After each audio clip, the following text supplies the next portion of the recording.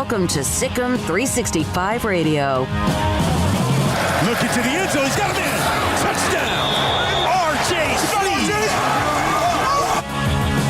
SicEm365 Radio is presented by IdealMRI.com. High-quality MRIs for $497 or less. IdealMRI.com. Your health is important, so is your budget. Talkman leading it off, and that one out to left field, and a diving catch by Chris Davis. Wow. The 3 o'clock hour is sponsored by Waco Custom Marketplace. Meats, sweets, Texas treats, and a cut above the rest. 425 Lake Air Drive, Waco. Wagler, goodness, all night long. Now here's David Smoak, Paul Catalina, and Craig Smoak.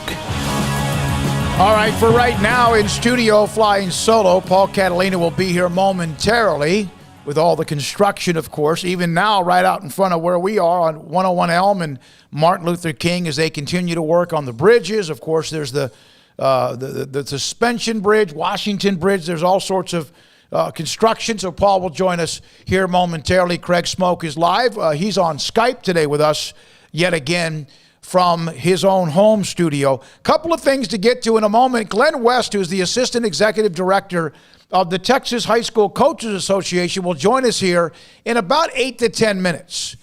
As you may have heard, there's a House Bill 547, and a lot of the House bill is trying to see whether or not homeschool students can play varsity sports for UIL schools. And so Glenn West will join us, the Assistant Executive Director, here momentarily. Also today, Jay Gobbel, who is the women's golf coach at Baylor. They were a part of that story in Baton Rouge where they canceled the tournament. Nobody hit a shot. There were a lot of complaints about the fact that the course was playable. Maybe, as Craig even brought up, that maybe the course was not, or those running the tournament were not prepared. It had rained a lot, but it was appeared to be pretty playable. And not at championship level is what they said. So the top 6 teams advanced, and part of that is Baylor. They advanced. Jay Gobbel will join us about that. Also today at 4:30, Mickey Spagnola from DallasCowboys.com. And then at 4 o'clock today, we announced the 20-member team of what is the 11th annual Academic All-Stars team, student athletes who excel both in the classroom and also in athletics as well. Craig Smoak joins us now on Skype from where he is. I'm David Smoak, Paul Catalina, also here in studio. So here's a story, Craig. One of them, Miriam Dowda, who we interviewed, the young lady, 5-star player from Bentonville High School, committed to Baylor, and also with Kim Mulkey. When the change goes to LSU, she was kind of right here.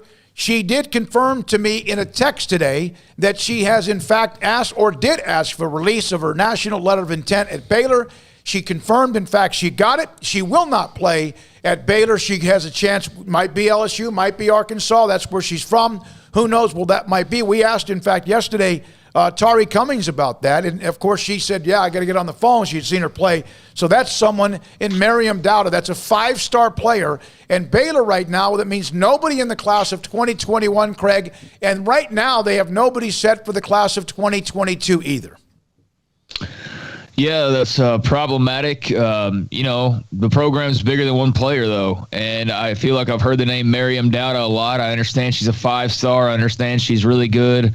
And, if Kim Mulkey wanted her, then there's reason for that. But, again, the program's bigger than a player. And so if Miriam Dowda's not going to be a part of Baylor moving forward, then Baylor, is going to have to just go out and recruit and find another Miriam Dowda type, or perhaps use that transfer portal. I mean, the transfer portal taketh away, but it can also giveth. And so that's probably an area where they need to, get active. And they've been active. Mulkey's was always active in the transfer portal, but I think that's probably going to be a route they're going to have to look at, if there's going to be some fallout from some of their signees. So, yeah, it's unfortunate, especially talking to Tari Cummings yesterday. Felt like maybe she could get in Dowda's ear a little bit and maybe have some time to talk her into staying, but that's not the case. So it is what it is, and we'll see where she lands. But, yeah, it's definitely a loss for Baylor, and one they're going to have to,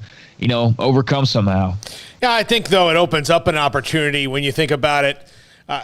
for someone that may not have come in the transfer portal because they thought they were blocked. So now you have open, and people are going to come, and who knows who Nikki Collin might have connections with that might want to come, or Tari Cummings or whoever that might be a perfect fit instead of Miriam Dowda. Well, yeah, it's true. You can make up for lost time when it comes to the transfer portal, but you gotta bring in high school players.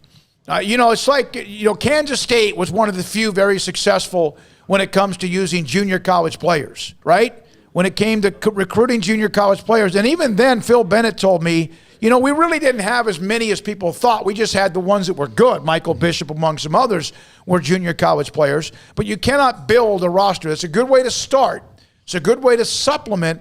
But eventually, the transfer portal is also messing, even though Baylor men's basketball was the most flawless of that because of the chemistry. You never know.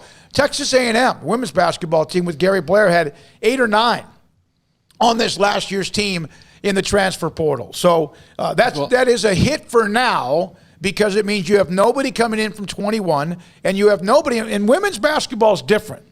You get these commitments 3 and 4 years ahead of time, even if whatever you can be commitment or not. It's different, Paul. You get these girls when they're in 8th and 9th grade. Doesn't mean you can't overcome that, but I think that is kind of at least a hit for now. And don't think there's not negative recruiting going on out there. In fact, I know there is. Oh, there's no doubt. I mean, there's negative recruiting all the time. And when you think about the transfer portal, you can't get it. Nobody is.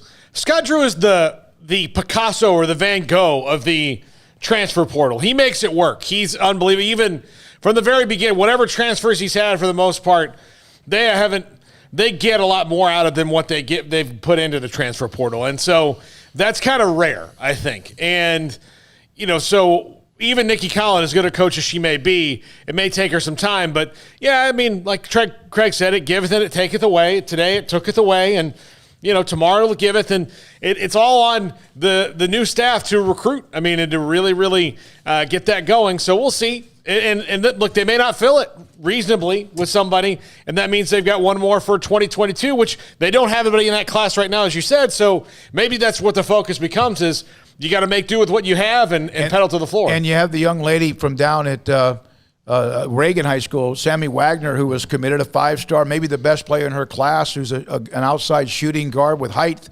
And she, remember, decommitted for now to see how things shake down. And there's still time for that as well. Kansas transfer Bryce Thompson. He was their 6th man off the bench, has committed to play at Oklahoma State next year. That's one of the transfers inside the conference. When they opened up that door, and I know a lot of people said, hey, if you're going to transfer, but inside the conference, of course, to me, I'm whatever they decide to do. I'm not the one being recruited. I'm not the one looking at transferring. I'm not the one. I don't know what they should do. But that's inside the conference. Craig? I just don't, I'm all about, whatever they want to do and whatever as well. And, going back to my transfer portal comments, I'm not saying to rely on the transfer portal. I'm saying in this particular case, you lose a player, then your only other choice is to go and find another player in recruiting, and there's, it's highly doubtful that there's a Miriam Dowda type caliber player out there. So the only option you have is the transfer portal. But you definitely don't rely on it. But I mean, shoot, man, Nikki Collin hadn't even been on campus for 2 weeks. So her losing a recruit who's been committed for an entire year, committed by this previous staff, is not alarming to me. It's just a part of what to expect. But as far as the other topic, I don't understand how this is enjoyable for people.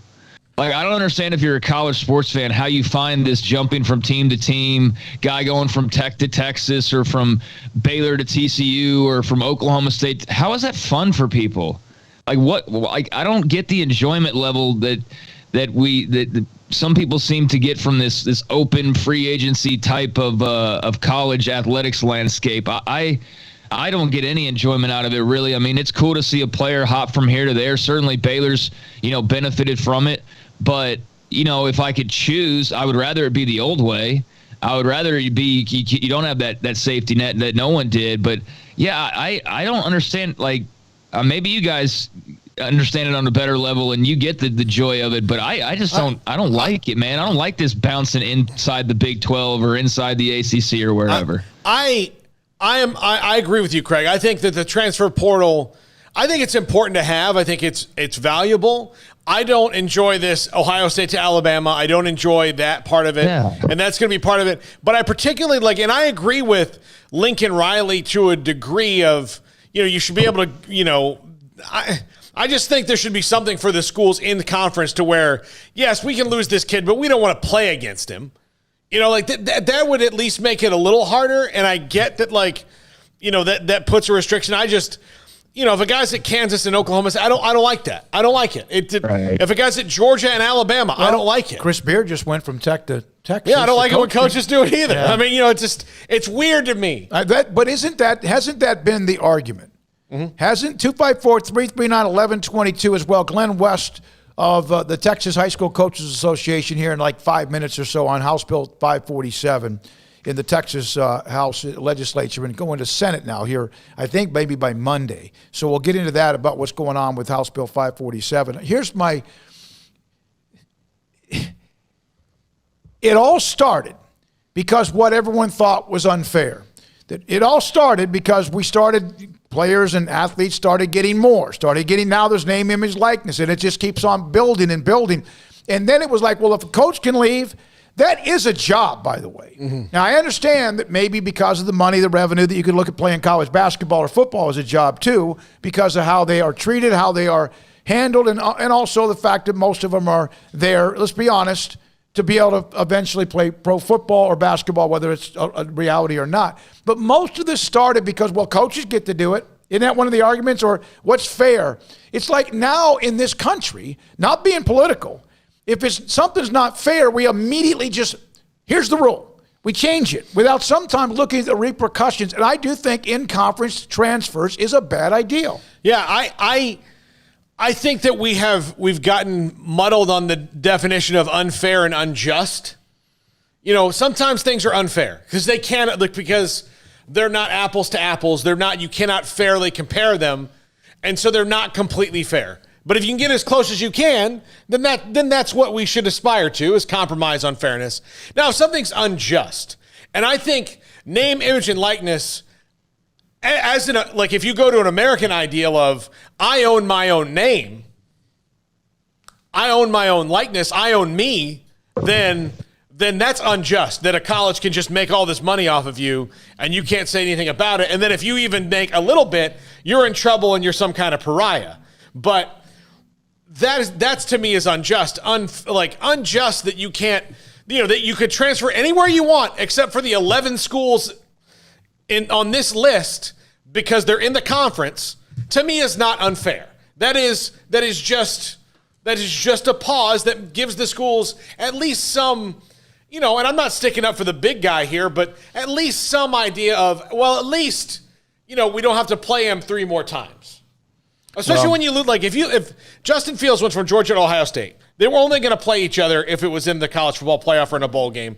But it's still big to big. But had Justin Fields gone to LSU or Florida or somewhere like that, if I was, Kirby Smart, I'd have been pissed. He doesn't have a choice now. Yeah, he doesn't have a choice, yeah. He doesn't have a choice. And now with the free year because of COVID, how some athletes were given an extra year and then another free year. And I know that even those that wanted basketball players coming off the 2020 season to get an extra year, it's like, man, there's just even coaches have said this. There's just a massive logjam that's about to happen, and someone's going to have to pay the piper at some point. And you wonder in the end, although it's great to give extra years and all that, that's fine. I don't care. Give them 8 years, right? If you're going to give them an extra 4 years, 5 years, 6 years, give them 8.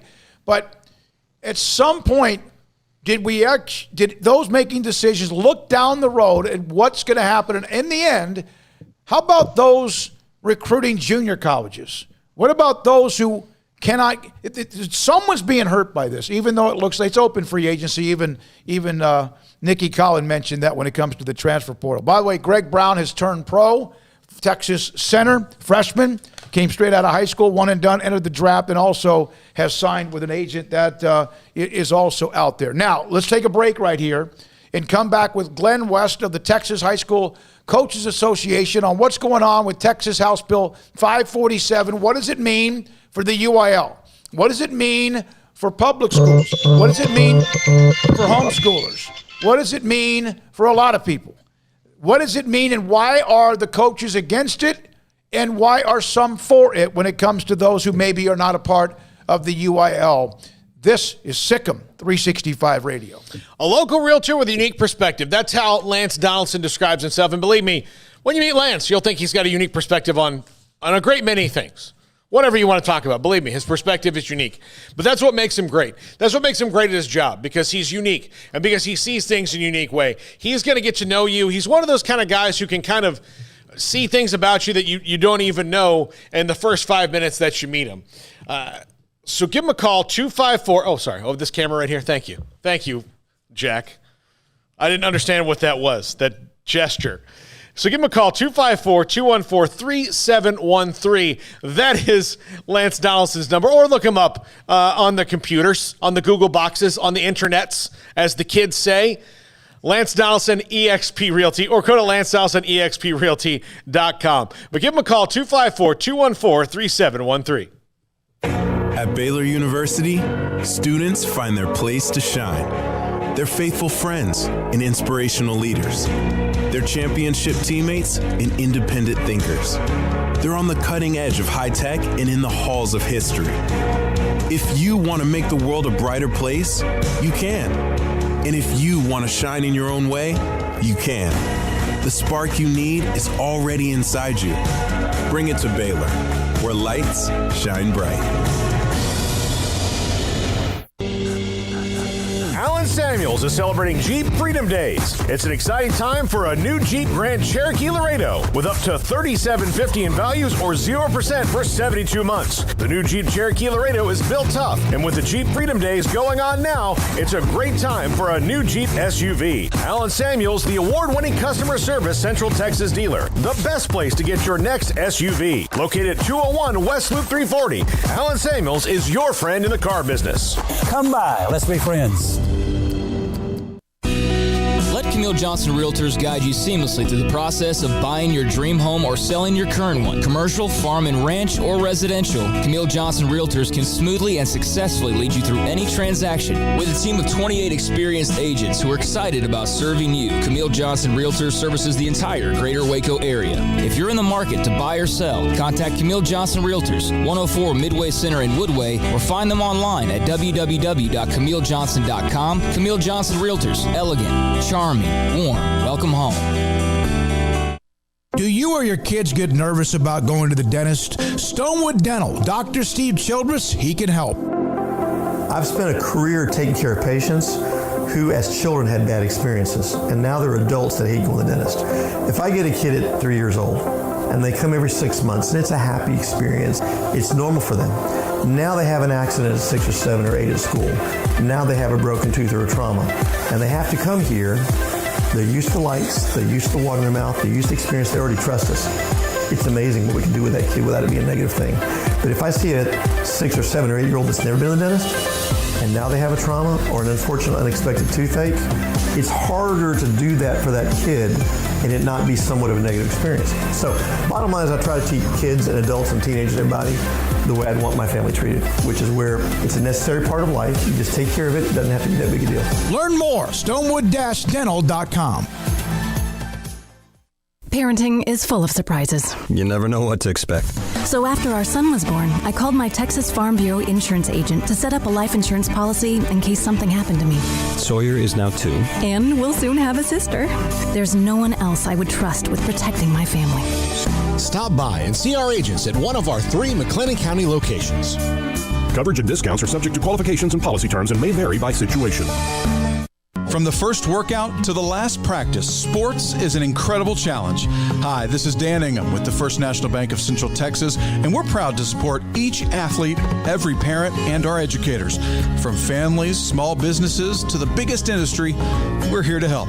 With remarkable products like First Free Checking, we've got banking ideas that fuel big dreams. The First National Bank of Central Texas. Familiar faces making local decisions. Member FDIC, Equal Housing Lender. Welcome back to SicEm365 Radio.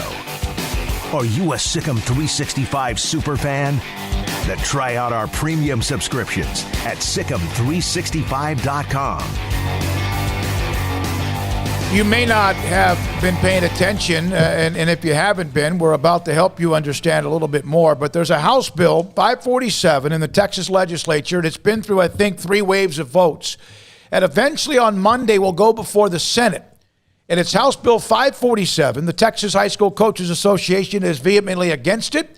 And we're now joined by Assistant Executive Director Glenn West on SicEm365 Radio with Paul, Catalina, Craig, and David Smoak. Glenn, thank you for jumping on, especially with such late notice as well. So let's start to try to educate everybody. What exactly is 547 trying to do? Thank you guys for having us. 547 basically says that you do not have to be a member of that school or go to that school in order to participate in UIL events. So 2 different scenarios, but you do. It does say that you have to live in the district, but you are not you're not a member of that school. You're not enrolled in that school. So basically, this is homeschooling, correct? Oh, it is. It's 100%. Yeah. That's what it is. Yes. For sure, and there are states that do this for sure, and but I want to say that in a lot of those states that do it, there are guidelines that at least have them part of the community. You know, one of our big fears is that we've as always we play for the name on the front of our jersey and in the school that you go to. So that's a fear, but more so than that, the real fear we have is the unlevel playing field, because let's just say a basketball game, for instance. It's a Tuesday night and we get home late, 10:30, 11 o'clock. Well, we may have a 7:30 class the next morning, maybe an English class. As we're going back into that class as a student athlete at the school, we have to not only be there, but be alert, be ready to go, because remember, we are under no pass, no play. If we slip up 6 weeks and have a 69, we can't participate, where there just isn't any regulation of what's happening. And I guess in a world, and it would be fair to say that, a parent could say that they are making their child get up at 7:30 and they are making them go through the rigor. But the fact of it is, there's nobody checking. There's checks and balances in the school. You have people over, you have a teacher that's doing it, then you have a head of the department that's over that teacher, and then you have the curriculum director over that curriculum. So there's several checks and balances to make sure that there are nothing sneaky going on. There's been a lot of athletes through the years that have fallen under this rule, and for better for worse, that it is the rule. You must pass to play. Glenn, also on that, I know that one of the things that the UIL and there's always fighting is transfers. Does this make it easy? Like especially since I know that the House says that the rule is permissive, that school districts can choose to participate in it or not, but you know how easy that would be to, get a wave going to switch it, especially if it's a small one. But with transfers, couldn't somebody just move into the district and be, quote unquote, in a home school and not really have to go through the same thing that a normal UIL kid that would switch schools go to?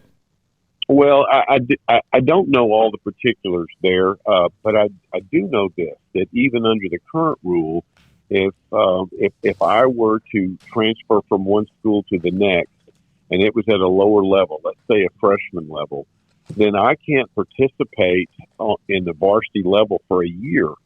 But then after a year's time, almost in every situation, then that athlete becomes legal. The rule states for that year they cannot participate in varsity in varsity participation at that school. So I just I can live where I want to live and go to that team. And for a year, I could not play varsity competition. But if I come in early enough into the game, then I could. So that's always a worry, the way we have it now. So yes, that does bring up that. But one of the points that you made is that the reason that we're talking about this being an unlevel playing field is that some school districts might allow that, some school districts might not allow that, but we're playing each other. So if all was happening was it was just my district alone, then that's up to each individual school district. But it would be like the Big 12 saying, Baylor gets 85 scholarships, but Texas gets 90. You just have that situation, and we're in a very competitive world that you're always trying to have the edge, have the advantage, and that's what rules are set up to try to keep things even and level. And that's a real fear, a real worry for us. And that's just one of the things. You start looking in individual sports like golf, tennis, and sports like that. So while I'm in algebra class trying to get through, there's somebody that's on the course all day long, practicing, doing what it has to happen, but yet the person that's going to play is the one that has the lowest score. So it's just really, really hard for us to wrap our arms around the fact that would be a level playing field. And I'm sure there's people that listen to this today that take exception to what I'm saying, say, well, we wouldn't do that. And there are plenty of people that would play by the rules and do it right, but there's some that wouldn't. And the problem here is there's nothing to stop. There's no guardrails to keep that from happening. I don't mean to single out someone who struggles in class, but let's say you have a player, an athlete, whatever, boy or girl, who is an elite at what they do. Is the option, if this bill passed, and correct me if I'm wrong, that if they struggle academically, that they can then become a homeschooler and something could kind of circumvent the system because they're not as monitored? And I don't know enough about homeschooling. I understand the reason. I get it. I understand that there are some very intelligent students that come out of homeschooling. I get that a lot of people take it very seriously. But is that a possibility, Glenn, that is also a concern? I mean, it's a definite concern. I don't know exactly. That's definitely a fear. I don't know exactly how that's going to play out as this bill goes all the way through, but that's certainly a big-time concern. I've coached in places before that and crud, even as when I was an athlete myself, I didn't go to school because I wanted to go to school. I went to school because I wanted to play sports. And in that time, as I matured from a not very smart, immature kid to someone that realized, hey, I need to get my degree, my diploma. I need to graduate from high school. I need to go to college. That didn't come about till I was older, till I really realized down the path. And my fear is that there's not a reason that you have to come to school. My fear is that as a small, adolescent, that you look up and say, I want to play sports. Well, do you want to go to school? Not really, but I want to play sports. So I can do that. And that is a real fear. That's a real worry. I don't know the part of, I'm not passing. Can I quit? I think there's going to be, I certainly hope there'll be guardrails around that if you're not passing when you leave, you couldn't start playing. But obviously, eventually you could. And those are just all the things that we're talking about that just really, really scare us about this. It's not that the word is that you're trying to keep people from playing, and that's not it. We're trying to protect those who already have been doing this and doing it very well, and making sure that they don't get taken advantage of. Glenn West, Assistant Executive Director, Texas High School Coaches Association, is with us on SicEm365 Radio. So it's now been through 3 different readings and passed, and I thought maybe if I looked at the vote correctly that maybe even the last one was even more of a split 80-64. It will now go up for discussion in the Senate. What's the timeline? Do they go and talk about it and then vote a day or two later? Do they talk about it Monday and then vote Monday? What's the timeline here? We know that it is the Senate on Monday. We know that Monday things start working that direction. I will tell you, based on what's happened so far, we would be told it was coming for a vote, and it would not be. It would be the next day or the next day. So I can't tell you the exact day that actually will come up for vote in the Senate, but I do know now that it will.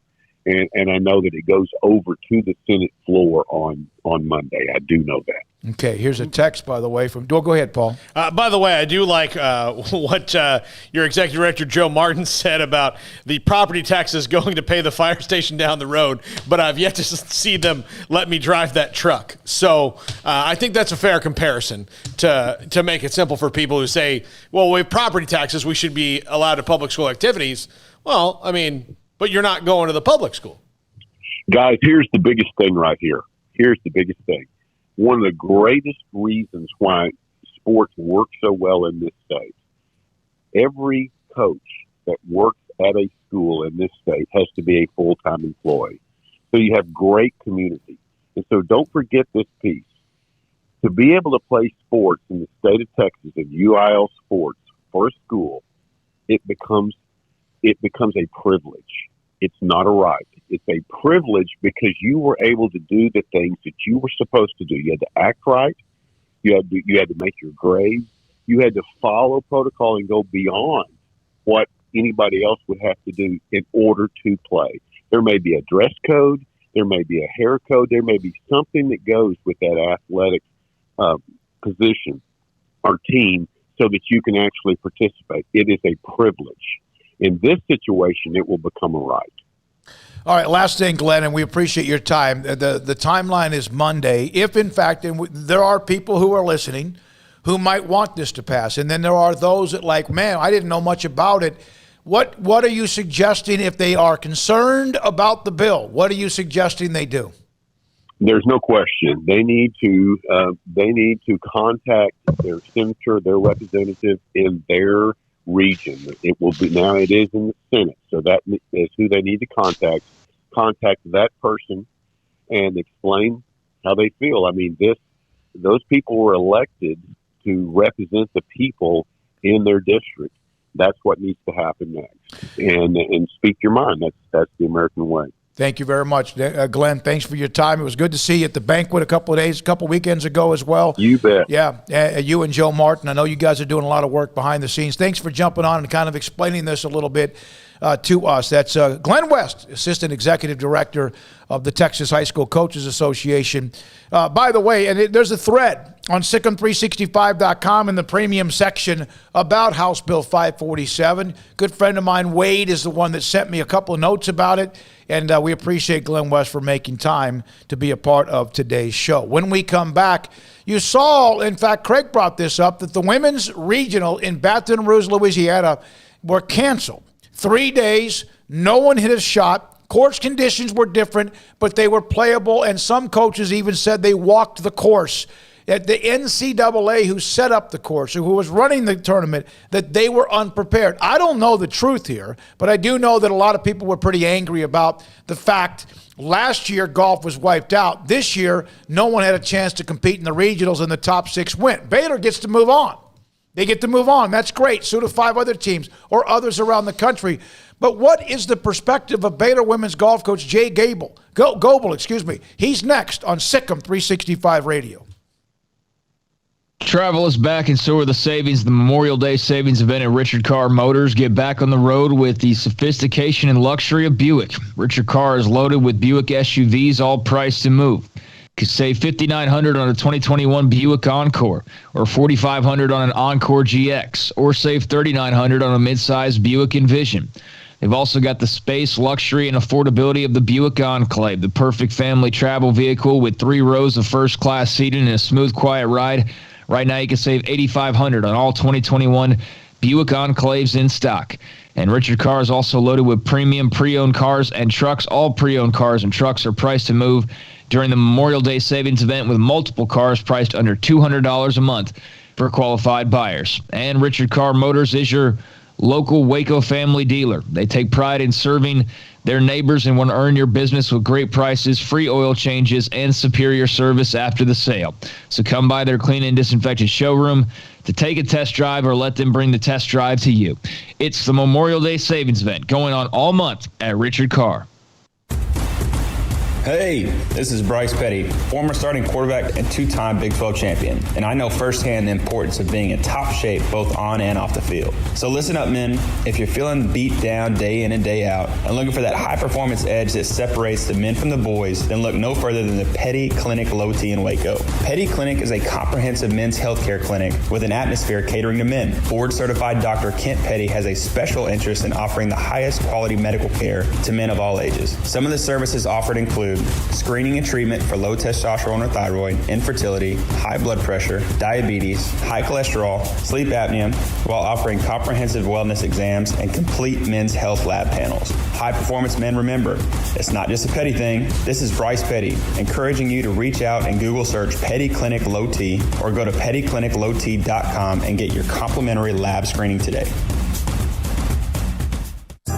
Riverbend Liquor and Wine has their easy-to-access drive-thru open and convenient and clean in-store location on the corner of Lakeshore Drive and North 19th Street in Waco. Riverbend Liquor has the best and most extensive variety of craft beer selections in Waco, and Balcones whiskey, including single malt, pot still, baby blue, rye, brimstone, and the all-new lineage in stock. Riverbend Liquor and Wine, family-owned and operated, and a hidden gem in Waco on Lakeshore Drive and 19th Street. And find out more on Facebook and Instagram. How did Edward Jones become one of the biggest financial service companies in the world? By not acting that way. Financial strategies, one-on-one advice, it's a big difference. And that's why Brad Wilson, your Edward Jones financial advisor, makes sense of investing. Experience the difference for yourself. Brad Wilson, 250 Sharon Drive in Woodway, 254-776-4337. Edward Jones, member SIPC. Stepping into the boots of a U.S. Army officer can add confidence and leadership skills to your son or daughter's career path. See all the things they can achieve in our boots at GoArmy.com. U.S. Army Waco Recruiting Company, 254-598-8131 or 254-776-1543. At Ideal MRI, we feel blessed to be part of the Waco community. We're a small family business here in Central Texas. At times like this, the cost of healthcare has never been more important. And unfortunately, significant illnesses and injuries still occur. And that's why Ideal MRI is open and here to serve you through this difficult time. So if you need an MRI, ask your doctor about Ideal MRI. You can schedule online in minutes at idealmri.com or call 833-IDEAL-MRI.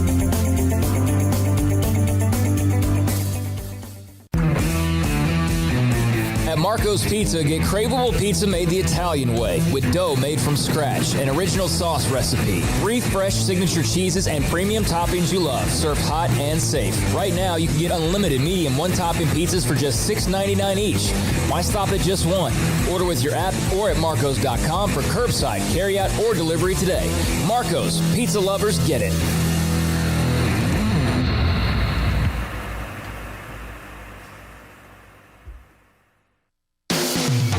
Welcome back to SicEm365 Radio.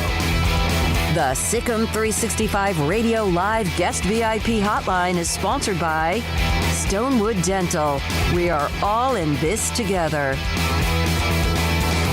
All right, so we mentioned yesterday the women's regional golf tournament in Baton Rouge and how that was an uproar because the tournament was canceled and the officials were on the steps, I guess from the clubhouse or whatever. And there's been a lot written, a lot said. You know what? I wasn't there. I don't know exactly what happened, but it didn't have a good look. And Jay Gobbel, the women's golf coach at Baylor, now joins us. They got good news in a way because they get to move on to the next part of the NCAA tournament and bracket.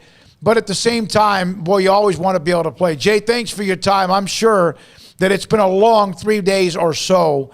First of all, can you tell us exactly what you think? Could the course yesterday, could it have been played on as if from basically a lot of other people have said it could? Hey, how's it going? Thanks for having me on. It's a very interesting question and difficult question to answer. I would say that the short answer would be yes. If you and I went out there, we could have played a round of golf out there. Was the golf course in any kind of condition to have a championship type round golf tournament? Absolutely not. There was a lot of talk about, taking all bunkers out of play for the week. we were going to have to play lift, clean, and place on the entire golf course. I think the other thing that was interesting is that they were wanting to take a couple of the holes that were par fives or long par fours and, turn them into par threes for essentially a one-day kind of shootout for the national championship. And, I don't believe that would have been ideal. And I think, ultimately the committee ended up making the best decision they could with the info they had. But, actually the crazy thing is the other days we probably could have played some golf. And, if we had a crystal ball and were able to go back and look at, the entire week, we could have found a way to get at least 36 holes in, if not more. But just kind of the way the thunderstorms came overnight, they came at like 10 o'clock in the morning when we were trying to tee off and again, dumping 7 inches of rain on the golf course in 48 hours. It literally was a perfect storm to cause us not to play golf for 3 days. Jay, if part of this was this reaction, is this kind of, based on how the last year everything's been, is like you kind of have to make quick decisions and live with them because, waiting is not really an option anymore? Right. Well, I mean, I don't think it was a quick decision. I think that, the thing that was interesting is like all of this stuff is in our manual. Like all of this stuff is in our procedures and protocols when we do play NCAA regionals. The thing is this was totally unprecedented. Like there has never been I don't even know if there's been a regional round canceled before, but I mean, to have 3 days in a row where literally, the golf course was not playable to a championship type, caliber. Man, it was amazing. It was, a lot of my cohorts that, have been coaching for 35, 40 years, were telling us again, they'd never seen anything like that in their career. So, all this stuff in our manual that we don't even think about on a yearly basis. I mean, I think that the one thing that's definitely going to happen this summer is there's going to be reform to the protocols of hosting a championship for sure. So, Coach, you have your team all geared up to play, and then you're, waiting around, and you finally get the call that it's canceled. You advance, but, not the way you expected to. Like, what do you say to the team? Kind of how do you regroup and move on from just kind of the uncertainty you guys faced the last few days? Yeah, I think with our team, I mean, again, we've played the most amount of competitive rounds of any team in the country this year. We have 35 tournament rounds under our belt. We were very easily the 3 seed of the tournament. We had 6 of our 10 tournaments that we played in this year, we won. I think that, when it gets down to it, I believe that my team earned a spot at the national championship. And what I told them is, the regular season counts. We were able to play a lot. I mean, we made tons of sacrifices, to be able to play as much as we did because, our team took online classes and weekly COVID tests and missing out on a lot of the college experience just to get to play. And, my hat's off to my team that did everything in their power to be the best golf team they could be this year. And ultimately they're rewarded for a great year. And, for that, I'm really grateful to them. But, again, I think that on paper, the Baylor Bears deserve to be at the national championship this year. Well, yeah, you guys have a high rank, a high seed, a good seed, a high seeding. Excuse me.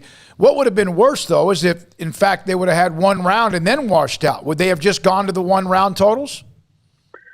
See, and that's again the crazy thing that's written down in our manual of procedures is that yes, they would have went off of one round that in my opinion would have been somewhat compromised in the fact that we're not playing real golf. We're moving holes up 50, 100, 150 yards to play them as par threes. We're lift cleaning, placing it everywhere. We're taking all bunkers out of play on the golf course.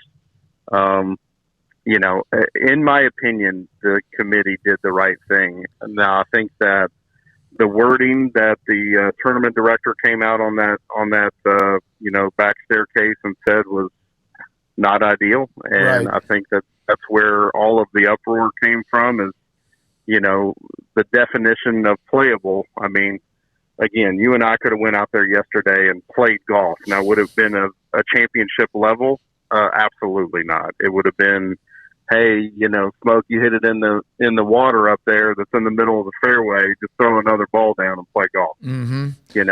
And that's the wording was very poor, and I think that's where people are stuck on the wording, man, because he was obviously nervous to come out there and speak to over 100 people at the bottom of that staircase, and with COVID happening last year and the way our season was abruptly ended, people are at edge, and it does mean a lot to them. And this was kind of like a two-year deal to get to that championship and to have the opportunity to go to nationals, and then to kind of abruptly have it taken away like it was last year was, I mean, my heart goes out to a lot of those teams because, they were, it's splitting hairs sometimes when you go from the 6th seed to the 7th seed to the 9th seed. I mean, again, on any given day, those teams are as good as any team in the country. And that's kind of, and they knew that. And they knew that all they needed was an opportunity. I mean, my team over the years has been in that same position. And, all we've wanted is a chance. And we've taken advantage of that before. And, my heart really went out to them because, it was a terrible way to end a season for a lot of people, and it was a terrible way to end a career for a lot of people who, been playing college golf now for 4 or 5 years. Well, So- one thing I want to make sure that we differentiate between how you play golf as a scratch golfer and how I play golf, because I've seen you. In fact, I think I've even played alongside you, maybe for a few holes, and you've won. I'm a +4. I'm not a scratch golfer, just to let you know. I just criticized you by saying you're a scratch golfer. You're a +4. I'm not that bad. No. Golly, this is the last time we'll ever have Jay. No, because the difference of +4 for those who are, a scratch golfer means you play par. Yeah, +4 means you average -4, 4 under par on the competitive rounds that you play. Jay Gobbel, again, women's golf coach. Now you have this little break. Right. Very little. Are you concerned? I don't know. Concern's the wrong word. Can you still have enough where you guys can stay sharp by not playing those competitive rounds and getting on that beautiful facility you have and whatever else you guys do? So no, I'm not concerned. My team's been playing and practicing a ton the last couple of weeks, and in fact, Gerling Core 2 weeks ago qualified for the U.S. Open. That's going to be at Olympic here coming up. Most of my team played in that U.S. Open qualifier, actually down at the Golf Club of Houston, where we won 2 events this year. And I have another player, Britta Snyder, who played in the USGA 4-ball event up in Merido 2 weeks ago. So my team's been still competing, and they've been playing and practicing hard. I'm not concerned at all. I think honest, to be 100% honest with you, I mean, we played 35 competitive rounds this year. To have a couple days to breathe is okay for us. And what we're actually going to do is, the plan, I believe now, is we're gonna get out to Phoenix actually on Monday. So the weather in Waco looks to be a little rainy the next 5 or 6 days. So we're going to get out to Phoenix a little bit earlier than everybody else and try to get used to that heat and play and practice out there, because we're pretty confident that the weather's going to be okay there, and we're not going to get 7 inches of rain at any point. So, the plan is to leave Monday afternoon. Don't tempt the weather gods, Jay. Yeah. No, it's Phoenix. It's Phoenix, man. That's why it looks the way it does. Craig, do you have one more for Coach Gobbel? Yeah, Coach, we saw what men's basketball did earlier this year. You look across just the various programs, and everybody's seemingly having some great success, your program included. Just curious, are you a believer in a rising tide lifts all boats, and just kind of what the feeling is around, athletics and the success that's being had in Waco right now? Yeah, absolutely. I mean, I think that, my 2011 was my first year in Waco, and we had, at that time, unprecedented success up to that point, whereas I believe it was probably one of the first years that every sport at Baylor made it to postseason. Yeah, I mean, I think that we're, being able to play and being in the Big 12 Conference and, us being even allowed to play an entire season. I talked to the other coaches around the country. They haven't even been able to play but half a season maybe, and it's been very jaded at that. So, my hats go off to Mac Rhodes and the Big 12, and they've really done everything to give us an opportunity to let our student athletes play and compete. And yes, successful teams. I mean, I think success breeds success, and obviously seeing what Coach Drew has done and what all the other programs around Baylor. I mean, men's tennis has been awesome this year. You go down the list. I mean, our teams are very successful, and that's one of the things that we all love most about Baylor is man, it's not just one sport that's doing great. We're all being supported very well, and we're all trying to bring some hardware home to the Baylor family. I will share this one tweet. The TPC Louisiana, and I've played there many years ago on a golf trip with a bunch of listeners, but it says the TPC Louisiana is open and willing to host the NCAA Women's Regionals following the recent cancellation. Let us know if we can help. A little shot across the bow from the TPC Louisiana. Of course, well, you know what? Let me tell you something really funny is that I called them on Tuesday, so that we were going to drive from Baton Rouge down there to practice. Closed. I might have to add that to that note there. I might have to just I think I will. I called them, wanted to bring the team down to the range or to play 9 holes, and I called them at 12:30 on Tuesday. I called 15 courses around the Baton Rouge, New Orleans area. Every one of them closed. Wow. So that's really funny. Okay. Hey, Jay. Really, really funny. Yeah, thanks for dropping that in. That's a little nugget. I might not be able to resist a response to that. Thanks for your time. Good luck in Arizona. Enjoy. I know you will. And thanks for your time. Thank you. Appreciate it, Jay Thank Gobbel. you. Appreciate it, guys. Baylor women's coach. They will now play May 21st to the 26th at Greyhawk Golf Club in Scottsdale. Anything out there is unbelievable. And so how about the TPC Louisiana? That's kind of a blanky thing to do, kind of a slap in the face, and then to come to find out, I'm glad I brought that up because then Jay Gobbel goes, well, you know what? On Tuesday, you weren't open either, along with many other courses in that area. I played at that course. It is gorgeous. Man, there's a ton of water. Probably a bucket load of alligators and stuff like that, too. All right, 3:52 at 4:30.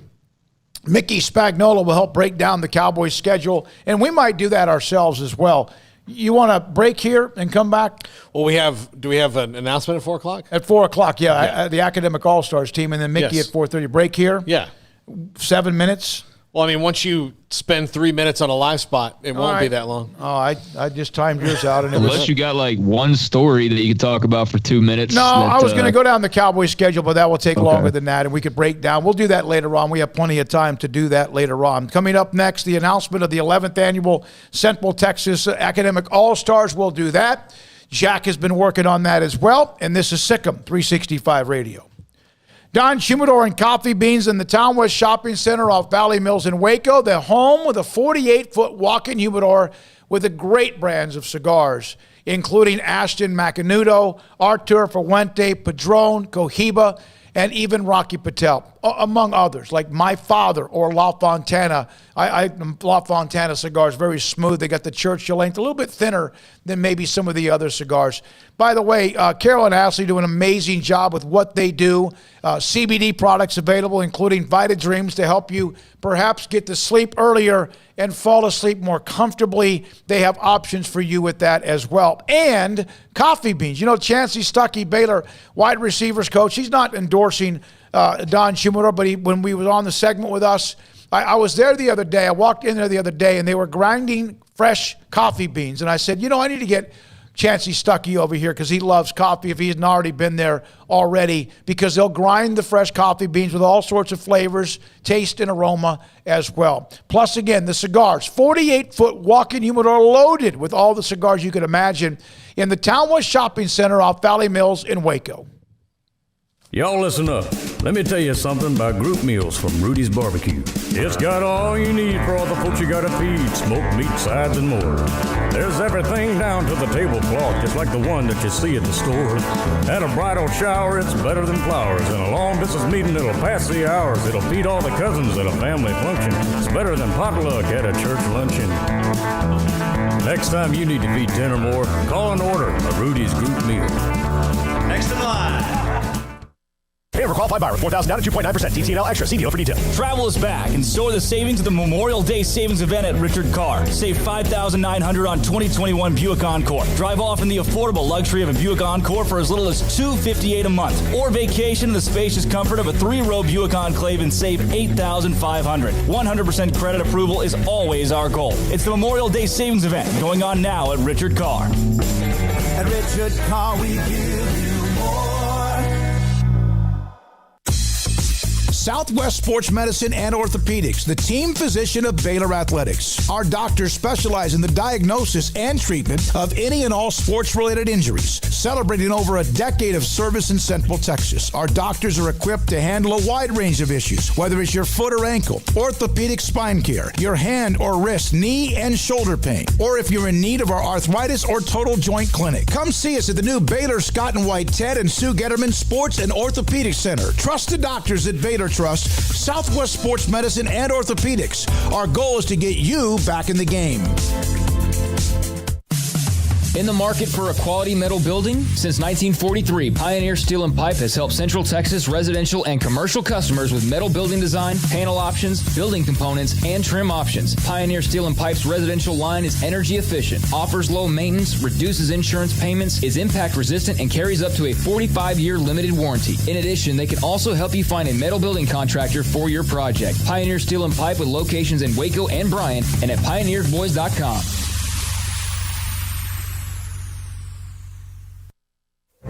Boots add protection. Good boots help you climb better and move forward faster. And when your son or daughter steps into the boots of a U.S. Army officer, they also learn how to lead. In these boots, they'll gain more confidence with expert training in one of more than 150 occupational specialties. In these boots, they'll stand a little taller and lead a team with diverse backgrounds and areas of expertise to successfully accomplish whatever challenge comes next. In these boots, they'll earn respect with valuable experience from day one that will give them solid footing for success into the future. Highly qualified candidates who earn a spot on our team can receive comprehensive health care coverage, college tuition assistance, and a bonus of up to $40,000. See all the things your son or daughter can achieve in our boots at GoArmy.com. U.S. Army Waco Recruiting Company, 254-598-8131 or 254-776-1543. Welcome back to SicEm365 Radio. Look at this. 2 to shoot. Mitchell drains another 3. The 4 o'clock hour is sponsored by Boozer's Jewelers, the wedding ring store, specializing in custom jewelry and repair, all in-house. Now here's David Smoak, Paul Catalina, and Craig Smoak. All right, here we go on SicEm365 Radio. I have to respond to the TPC Louisiana, don't I, Paul? Craig, don't I have to? Interesting, because Baylor women's golf coach Jay Gobbel reached out to 12 to 15 courses on Tuesday to find a course for a practice round And all of them were closed, including at TPC Louisiana. What did they say? No, I haven't done it out. Should I? Oh, yeah. Or am I just being them? Yeah, just kind of just being them. Okay, then I'll delete it. Then I'll delete it. Because all the responses to them were, oh, man, you guys are great and all that. See, my philosophy is unless you send me a message directly, Twitter's just out. Like, this is what I'm going to say a thing, and that's what I'm going to say. Here's a podcast. Here's a thing that you can listen to. That's it. If you want to hear my opinion, listen to the podcast. 140 or 280, whatever the characters are on that, bag full of crap weasels. It's Twitter. There it is.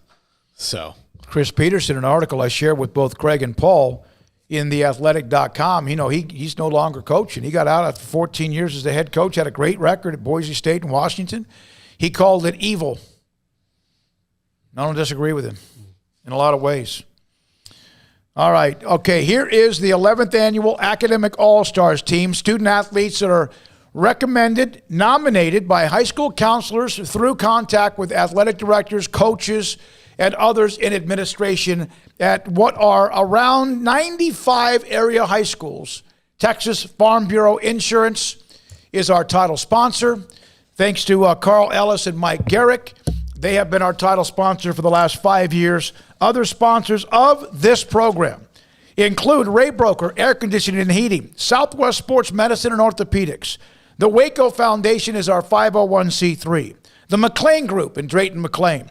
Also, Alan Samuels, Dodge Chrysler Jeep Ram Fiat. Westdale Real Estate and Management. Universal Windows Direct of Central Texas. HEB, Coca-Cola, and also... Also, of course, the Baylor Club is hosting it this year. It's next Wednesday at 7 o'clock inside McLean Stadium. With the Texas Farm Bureau Insurance, Stephen Macker will be our guest speaker. And he was going to be our guest speaker last year, but it was wiped out because of what was going on with COVID. So here are the 20 academic all-stars for 2021, senior student athletes who excel in both athletics and academics. And Brooke Ashcraft of Robinson High School, she is second in a class of 169 students. She will attend Baylor University with a GPA of 102.58. Graham Bronstein, Paul, remember him? Very well. Was an intern for us. Waco High. He will attend the University of Missouri and Columbia, great journalism school, a 103.951 GPA, 14th out of 460 students. He was a part of golf and tennis at Waco High. By the way, Brooke Ashcraft, volleyball, basketball, and track and field. Skylar Cheek of Hillsborough High School, 104.4 grade point average, valedictorian of a class of 129 at Hillsborough, will attend Texas A&M University, lettered in volleyball and also track. Trapper Enser from Bruceville Eddy. He played football, basketball, baseball, track, and golf. 92.26 grade point average, 13th in a senior class of 58, will go to Mary Hardin Baylor. Kavion Gaither of Connolly High School, 94.2 grade point average. He's going to play football at Sam Houston State University, playing for the national title, of course, on Sunday against South Dakota State. He lettered in football, basketball, track, and also baseball. And one of the things that made it a little bit difficult, because normally 4 years in lettered in some sports, well, some of the sports were wiped out last spring. So I said, hey, if you would have been a part of varsity, put it down, whatever sport it might be. Kavion Gaither from Connolly High School, 16th in a senior class of 143. Hunter Glenn of Riesel. Hunter Glenn, with a 100.252 grade point average, will attend McLennan Community College. He is the valedictorian of a class of 61, and he played 3 years of high school football. Also, Hannah Levanka from West High School, 99.126 grade point average, 11th in a senior class of 101, will go to Southwestern College in Winfield, Kansas, and play softball. She lettered in softball and powerlifting. C.J. Lanehart, six-man, Parkview Christian Academy. We had him on the show. Remember, he's going to go to Angelo State to play football. 3.772 grade point average, 4th in a senior class of 10. He played football, basketball, track, and also baseball. Cody Little of Temple. He's attending the United States Naval Academy. And one rule that we have with the Academic All-Stars nominations, when we send them out, and I do every year the week before the Super Bowl, if in fact someone is nominated that's a part of an academy, the U.S. Army at West Point, the U.S. Air Force Academy, or the Naval Academy in Annapolis, if you're nominated and you're going to one of those military institutions, one of the academies, you're going to be a part of the Academic All-Stars team. And not everybody is nominated that might have been, but those are the rules, and all the counselors know that from the beginning. I think one year we had a clean sweep, didn't we? Had one at each. We had one of each. Yeah. And also on top of that, there was one that went to the Citadel as well. All right, Cody Little is going to the United States Naval Academy, 102.027 grade point average, 14th out of a senior class of 495 at Temple. He also lettered in football. He was also a part of show choir, the band, and choir. So Cody Little going to the Naval Academy with a 102.027 grade point average, 14th in a senior class of 495. From China Spring High School, Lance London. All right. 103.8 grade point average, 7th of a senior class of 197. He will attend Texas A&M University. He lettered 3 years in tennis.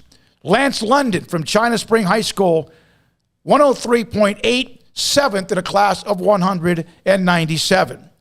Amy Manning from Salado High School will attend UT Austin, 111.94 grade point average, first valedictorian in a senior class of 166, 4 years she played volleyball. Addison McDonald from Lampasas High School, 106.64 grade point average, valedictorian in a senior class of 246. She will attend Texas A&M University, and she lettered 3 years in basketball. Allison Pachachik from Mart High School, 104.166 grade point average, 2nd in her senior class, a salutatorian among 40 at Mart. She will attend Baylor University. She played varsity sports in basketball, volleyball, golf, and also she is part of sports medicine. That's what she also wants to be involved with as well. From Midway High School, Drew Pinkstaff, 108.466 grade point average, 3rd in the senior class of 576. He will attend the University of Georgia. He played tennis all 4 years at Midway. Ava Sanders from Lorena High School, 101.96 grade point average, valedictorian of a senior class of 132, will attend Texas A&M University, volleyball, soccer, and also was a part of cheer. Hunter Sheffield from Iredell High School, 4th in a senior class of 11. It's a 6-man school. He will go to Texas State University. He played football, basketball, and track. A 102.94 grade point average. Also, Sophia Stocker from Abbott High School, United States Naval Academy, a 98.7 GPA unweighted. Weighted, it's 121. I don't even understand. Yeah. I don't get it, but that's exactly what it is. Valedictorian of her senior class at Abbott was cross country, volleyball, basketball, track and field, and also softball. Daryl Thomas from University High School. He had 102.0 grade point average, 10th in a senior class of 380. He lettered in football, track, and also powerlifting. He will attend Texas Christian University. Taylor Westerfeld from Crawford High School. Volleyball, basketball, and tennis. 4 years of volleyball and 4 years of tennis, 3 years of basketball. She will attend Texas A&M University. 3rd in a senior class of 38 at Crawford, a 104.9565 grade point average. And by the way, she's not going to be able to make it next week. She's going to be in the tennis state tournament down in Austin. Cladasia Williams from La Vega High School, 3.974 grade point average, 8th in a senior class of 196. She's going to attend Lees McRae University. She had 4 years. She lettered at La Vega, in track and field. Of course, the girls at La Vega were among the top 10 at the state. I think even a little bit better than that at the state meet last week. The boys won the state track and field championship. Again, thanks to Texas Farm Bureau Insurance, our title sponsor. Thanks to Southwest Sports Medicine and Orthopedics. The Waco Foundation is our 501c3. Allen Samuels, Dodge Chrysler Jeep Ram Fiat. Universal Windows Direct of Central Texas. Ray Broker, McLean Group. The Baylor Club will host the banquet next Wednesday at 7.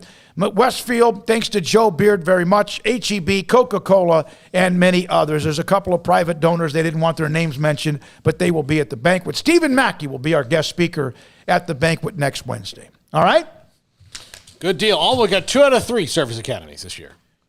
No, right? just the United States Naval Academy with 2 of them, Sophia Stocker and Cody Little. Okay. Yeah, we didn't get West Point or the Air Force Academy. Yeah. It's weird. Usually we get 2 or 3. Yeah, we do. We usually get 2 or 3. Okay, that's the 2020-2021 Academic All-Stars team. Counselors submit the nominations. Then, of course, we have our committee that selects them. And now, Wednesday, we get to honor them.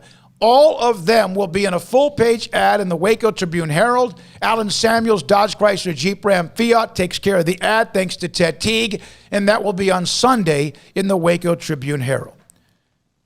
This is SicEm365 Radio. The First National Bank of Central Texas. 5 locations to serve you right here at home. Waco, Woodway, Hewitt, China Spring Mart, and Hillsboro. Familiar faces making local decisions, here to help you, your family, and your business, whether it's great times or tough times. All of us need a bank we can count on. Great people with great technology dedicated to their customers and helping our area grow. Safe banking in person or use their online and mobile apps and convenient drive-thrus and ATMs at all locations. We have the first free checking. When they say free, they mean free. No minimum monthly balance, no monthly service charge, unlimited check writing, and unlimited debit card purchases. And a great place to do business, especially if you need personal and mortgage loans. Believe me, they will help you figure out what's going on in your life, and they will help find a way to get your finances on track. The First National Bank of Central Texas, 5 locations right here at home. Boozers is the wedding ring store and more. If you're ready to get engaged or already married and want to upgrade your wife's ring for a special anniversary, Boozers is the place to go. With the largest selection of premier quality diamond engagement rings and wedding rings in Central Texas. They have 7 cases with over 300 styles of rings from top designers like Natalie Kay. Choose from yellow, white, or rose gold, plus beautiful top quality loose diamonds. With an in-house jeweler, they can also custom make anything you want. Bring in a picture or drawing and let Boozers create your one-of-a-kind pendant or ring. They can even use some of your old gold and diamond jewelry to create something new. At Boozers, you'll find a great selection of quality timepieces, and Boozers is the place for expert watch maintenance and repairs, too. They specialize in expert Rolex watch repair for fine jewelry, watches, custom work, and more. Go to Boozers on Valley Mills and Lake Air Drive in Waco. Boozers, the wedding ring store. With so many companies and policies out there, it gets so confusing shopping for insurance, and I never know if I'm getting the policy that's right for me. Luckily, I met the team at the Niche Group Insurance Agency. With the Niche Group, you can go to one company and get access to coverage options from many insurance carriers, and you get to speak to a real person about your specific coverage needs. With the Niche Group, I know I'm getting the right coverage at the right price. If you need insurance, talk to the experts at the Niche Group at 1-800-258-8302. One size fits all. That may be all right for an adjustable belt or cheap sunglasses, but when it comes to your financial needs, no one wants a one-size-fits-all strategy. Cam Heathcott, your Edward Jones financial advisor, knows that his most important goals are yours. That's why he takes the time to understand your needs, knowing you. That's how Edward Jones makes sense of investing. Cam Heathcott, covering Conroe and Houston, 936-756-7717 or cam.heathcott@edwardjones.com. Edward Jones, member SIPC.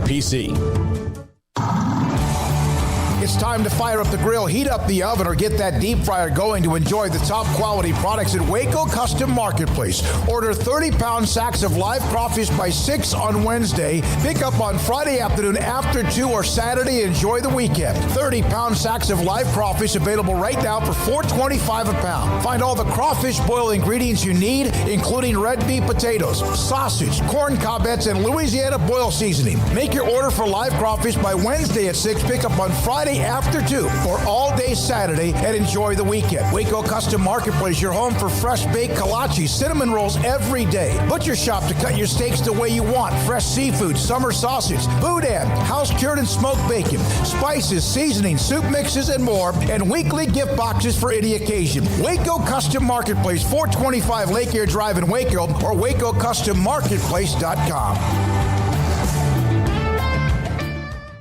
Allen Samuels is celebrating the Pacifica Minivan Month with the all-new Chrysler Pacifica Hybrid Limited with up to $6,000 in values or 0% for 72 months. The 2021 Chrysler Pacifica Hybrid Limited has exceptional and efficient hybrid gas range for local driving or extended excursions. See the new Chrysler Pacifica Hybrid Limited at Allen Samuels, the award-winning customer service Central Texas dealer. Located at 201 West Loop 340, Allen Samuels is your friend in the car business.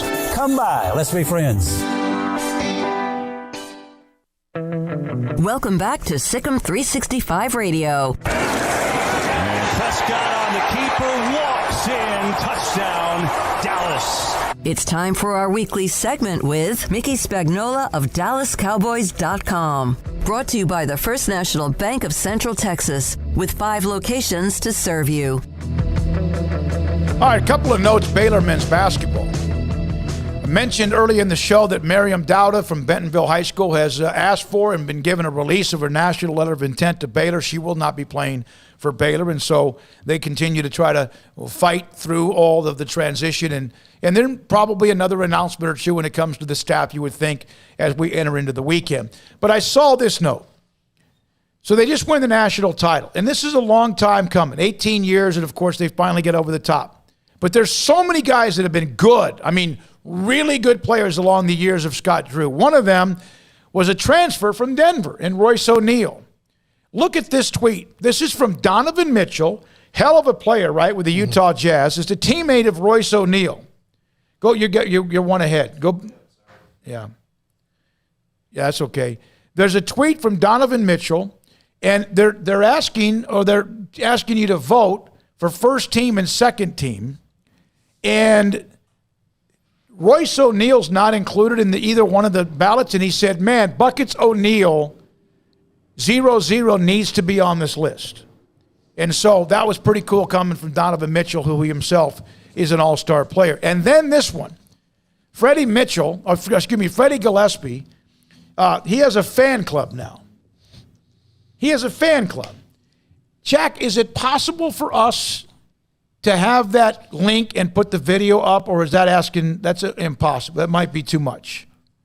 I might be able to get it for a later segment. Okay, because what it is, it shows Freddie Gillespie, it shows DeMarcus Cousins, who's a pretty big guy, charging to the rim to do a dunk, and Freddie flat out blocks him. And you've seen that video with Freddie Gillespie many, many different times. So that's neat to have. We think about this year's team, but man, there's been so many players along the way, and Freddie Gillespie continues to be a rock star. Yeah, he's going to have believe me, the fans, the longer he stays in Toronto, they're going to love him. We don't know what his career path is going to be, but so far he's on the up as being a valuable rotational player for the Raptors, even though the season starting to wrap up for most of the league. The fact that he got a 2-year deal, man, what a great story. The Cowboys schedule. Craig Smoak, Paul Catalina, David Smoak. We're going to go game by game on their schedule, and let's all make decisions on whether or not they win or not, okay? And what they end up. I know this is a crapshoot. It's like trying to go out skeet shooting or whatever you want to call it. All right, Paul, you go first. The Cowboys open at Tampa Bay. Loss. And I'll say loss as well. The Cowboys at the Chargers. Justin Herbert, right? Excuse me, sorry. I got choked up because I was so nervous about that. I'll say Loss. No, I'm going to say win. I'm going to say win on that one. All right, Craig? W. I'm going to say loss. Philadelphia at home on a Monday night. Win. Win. Philadelphia's not trying to win this year. Home against Matt Rule in Carolina. Loss. Win. I'll say win. Giants at home. They got Eagles, Panthers, and Giants back to back to back after opening up at Tampa Bay and San Diego. Los Angeles. But yeah. I'll take a win over the Giants. Giants. Craig? Win.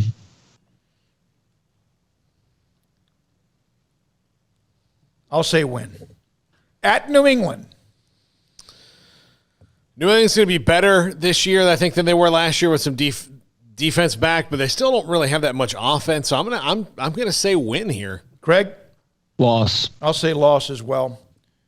At Minnesota on a I guess that is a Sunday night. I'll say loss. I'll say loss. Loss. Denver at home. Win. It depends on if Aaron Rodgers is the quarterback, or maybe it won't, but you're going to say win? Right now with All Teddy right. Bridgewater or Drew Lock. Atlanta, again, in that unbelievable finish last year that was catastrophic for the Falcons. Win. Win. Yeah, win. At Kansas City. Loss. Loss. Yeah, that's one of those, though, that they find a way to probably. All right, so right now, I have them at 5-5. Craig, you have them at 5-5. And Paul, you have them at 7-3. So there's 7 games left because they have 17 this year. Yeah. Raiders at home on Thanksgiving.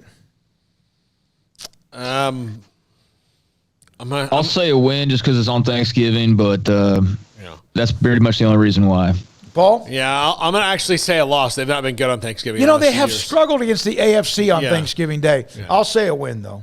So now, Paul, you're at 7-4. I mean, the Raiders don't have much of a defense to speak of. So, I mean, if you're going to use the logic for, teams being able to keep up with them, I don't think the Raiders match up as well. But, let's keep going. All right, so that's Thanksgiving. That's a Thursday. They turn around and play on a Thursday night at New Orleans on December the 2nd. I'll say loss. I'll say loss. Who is New Orleans quarterback? Famous Jameis. I'll say win. Okay, so now Paul and Craig and our 7-5, I have them at 6-6. At the Washington football team. Loss. Loss. At the Giants. Win. Yeah, I'll go win here. Although, the Cowboys, they'll split like the division or whatever, but I'll say a win. I'm going to say no. I think the Giants are getting better, even though who knows, but I'll say loss. Home against Washington on what I believe is a Sunday night. Win. I'll take a win on that one. I will too on that. So now, Paul, you're at 9-5. I may be wrong. I may be off here. It doesn't matter. Craig says win. I say win. Arizona, a noon game at home on January 2nd. Loss. Wow. I'm saying loss. Okay, I'll say loss as well. Philadelphia to close out the year at noon on a Sunday. I'm going to say win. Where's that game? It's at Philly on 12 o'clock the last Sunday of the season. I don't think it'll matter. I'll go win. Okay. Paul, 1, 2, 3, 4, 5, 6, 7, 8, 9, 10, and 7 for Paul. 1, 2, 3, 4, 5, 6, 7, 8, 9, and 8 for Craig.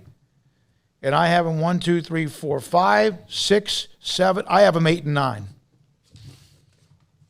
We don't know, right? Because we don't know about the East. We don't know at Philadelphia. Maybe they all of a sudden, we don't know Washington. Can they build on what they did a year ago with that great defense, and does Fitzpatrick give them a little bit more of a chance to maybe have some offensive pulse?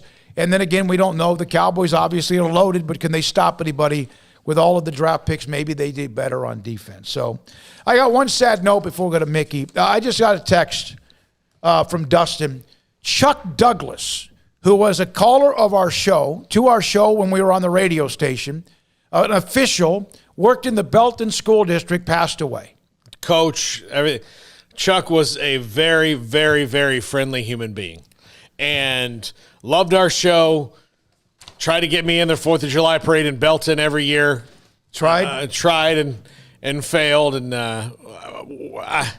man, that stings. I know he had some health problems later on, and that was that's tough. Chuck was a really, really, really friendly dude, and he was Mr. Belton. I mean, no question. Like when I tell you right now, the entire city of Belton is crying. They are, because he knew everybody in Belton. Yeah, you have in the last year the great Butch Henry, and now Chuck Douglas, and those two guys were just staples of It's unbelievable what's happened over the last. Craig, did you ever meet Chuck at that 7-on-7 event that you used to broadcast from? Yeah, we got a special guest. To what? Did you ever meet Chuck at all, Chuck Douglas, at that Belton 7-on-7 event you used to do? Yeah, I don't know if I can't recall if I met him there or not, but obviously talked to him on the radio more than a few times. And yeah, he definitely loved the city of Belton and Belton High School and Belton athletics. And so I had limited interactions with him, but you had to admire his passion and his spirit for his community. That's for sure. And just seemed like a really good dude. From everything that I ever gathered. So, yeah, I feel, very sorry for his family and sorry for him and sorry for the Belton community and everybody else affected by his passing. It's sad news. He was an official. He was a side judge and was such a personality. Chuck Douglas passed away. Thanks to Dustin Sanders for passing the information along. When we come back, Mickey Spagnola, we'll let Mickey break down the schedule, the good, the bad, and maybe the dangerous. All of that and more. SicEm365 Radio. Boozers is the wedding ring store and more. If you're ready to get engaged or already married and want to upgrade your wife's ring for a special anniversary, Boozers is the place to go. With the largest selection of premier quality diamond engagement rings and wedding rings in Central Texas. They have 7 cases with over 300 styles of rings from top designers like Natalie Kay. Choose from yellow, white, or rose gold, plus beautiful top quality loose diamonds. With an in-house jewelry, they can also custom make anything you want. Bring in a picture or drawing and let Boozers create your one-of-a-kind pendant or ring. They can even use some of your old gold and diamond jewelry to create something new. At Boozers, you'll find a great selection of quality timepieces, and Boozers is the place for expert watch maintenance and repairs, too. They specialize in expert Rolex watch repair for fine jewelry, watches, custom work, and more. Go to Boozers on Valley Mills and Lake Air Drive in Waco. Boozers, the wedding ring store and more. With so many companies and policies out there, it gets so confusing shopping for insurance, and I never know if I'm getting the policy that's right for me. Luckily, I met the team at the Nitchie Group Insurance Agency. With the Nitchie Group, you can go to one company and get access to coverage options from many insurance carriers, and you get to speak to a real person about your specific coverage needs. With the Nitchie Group, I know I'm getting the right coverage at the right price. If you need insurance, talk to the experts at the Nitchie Group at 1-800-258-8302. One size fits all. That may be all right for an adjustable belt or cheap sunglasses, but when it comes to your financial needs, no one wants a one-size-fits-all strategy. Cam Heathcott, your Edward Jones financial advisor, knows that his most important goals are yours. That's why he takes the time to understand your needs, knowing you. That's how Edward Jones makes sense of investing. Cam Heathcott, covering Conroe and Houston, 936-756-7717 or cam.heathcott@edwardjones.com. Edward Jones, member SIPC. It's time to fire up the grill, heat up the oven, or get that deep fryer going to enjoy the top quality products at Waco Custom Marketplace. Order 30-pound sacks of live crawfish by 6 on Wednesday. Pick up on Friday afternoon after 2 or Saturday. Enjoy the weekend. 30-pound sacks of live crawfish available right now for $4.25 a pound. Find all the crawfish boil ingredients you need, including red beef potatoes, sausage, corn cobbettes, and Louisiana boil seasoning. Make your order for live crawfish by Wednesday at 6. Pick up on Friday Sunday after 2 or all day Saturday and enjoy the weekend. Waco Custom Marketplace, your home for fresh baked kolache, cinnamon rolls every day. Butcher shop to cut your steaks the way you want. Fresh seafood, summer sausage, boudin, house-cured and smoked bacon, spices, seasonings, soup mixes, and more, and weekly gift boxes for any occasion. Waco Custom Marketplace, 425 Lake Air Drive in Waco, or WacoCustomMarketplace.com.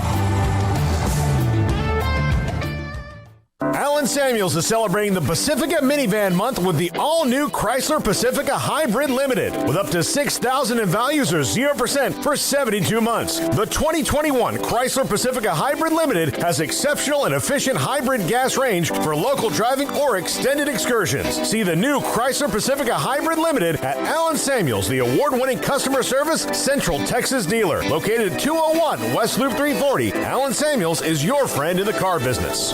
Come by. Let's be friends. Welcome back to SicEm365 Radio. And Prescott on the keeper, walks in, touchdown, Dallas. It's time for our weekly segment with Mickey Spagnola of DallasCowboys.com. Brought to you by the First National Bank of Central Texas, with 5 locations to serve you. Mickey Spagnola, DallasCowboys.com, on the day after the NFL has released the schedule, and a lot of it was released slowly but surely, but also with purpose. And Mickey now will help break down the schedule and anything else as well on SicEm365 Radio. Craig and David Smoak, Paul Catalina. Mickey, thank you very much. When you look at the schedule, we just went game by game, and we don't know what the hell we're talking about. But when you open up, even though that's hard, obviously, opening up against Brady and Tampa Bay and the defending champions, that at the Chargers with what they have going on with Herbert, that also means then there's probably a clump where you get some home games in a row, which they do right after that. But your thoughts about it. What's the good, the bad, and maybe the dangerous? You know what? I think opening up against Tampa Bay is great. I think, what better motivation do you need for your team in the offseason and through training camp and preseason to keep their attention than knowing that you're getting a chance to play the world champs on national TV in the first game of the NFL season?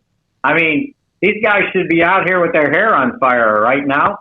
How many times in your career do you get an opportunity to do that? So I think it's a good thing. I know it's a tough deal, but, let's remember, Tampa Bay won the Super Bowl. I get it, but they didn't go undefeated last year during the regular season. I think they were like 11-5.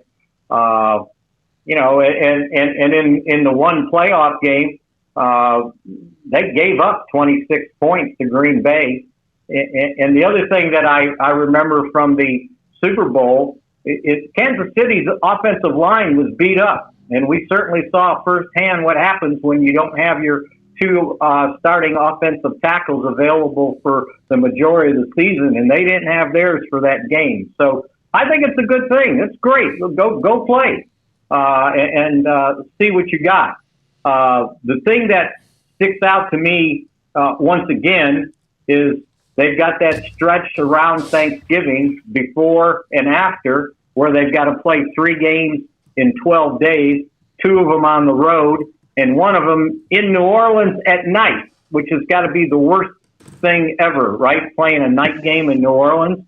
And if you look at that stretch from November 21st through December 19th, 4 of the 5 games are on the road, and they're going to play 4 of their 5 division games down the stretch in December and in January. So, again, that's a tough stretch there when you're playing the majority of those games on the road. And those are the cold weather games. Don't they know the Cowboys have a roof?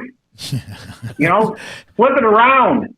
Play the teams that are going to play cold weather games, late under the roof and play the other ones early. So, anyway, those were the things, David, that I think stood out to me most on the schedule. They do get to play the Patriots in October, not like in a brisk fall day. Yeah.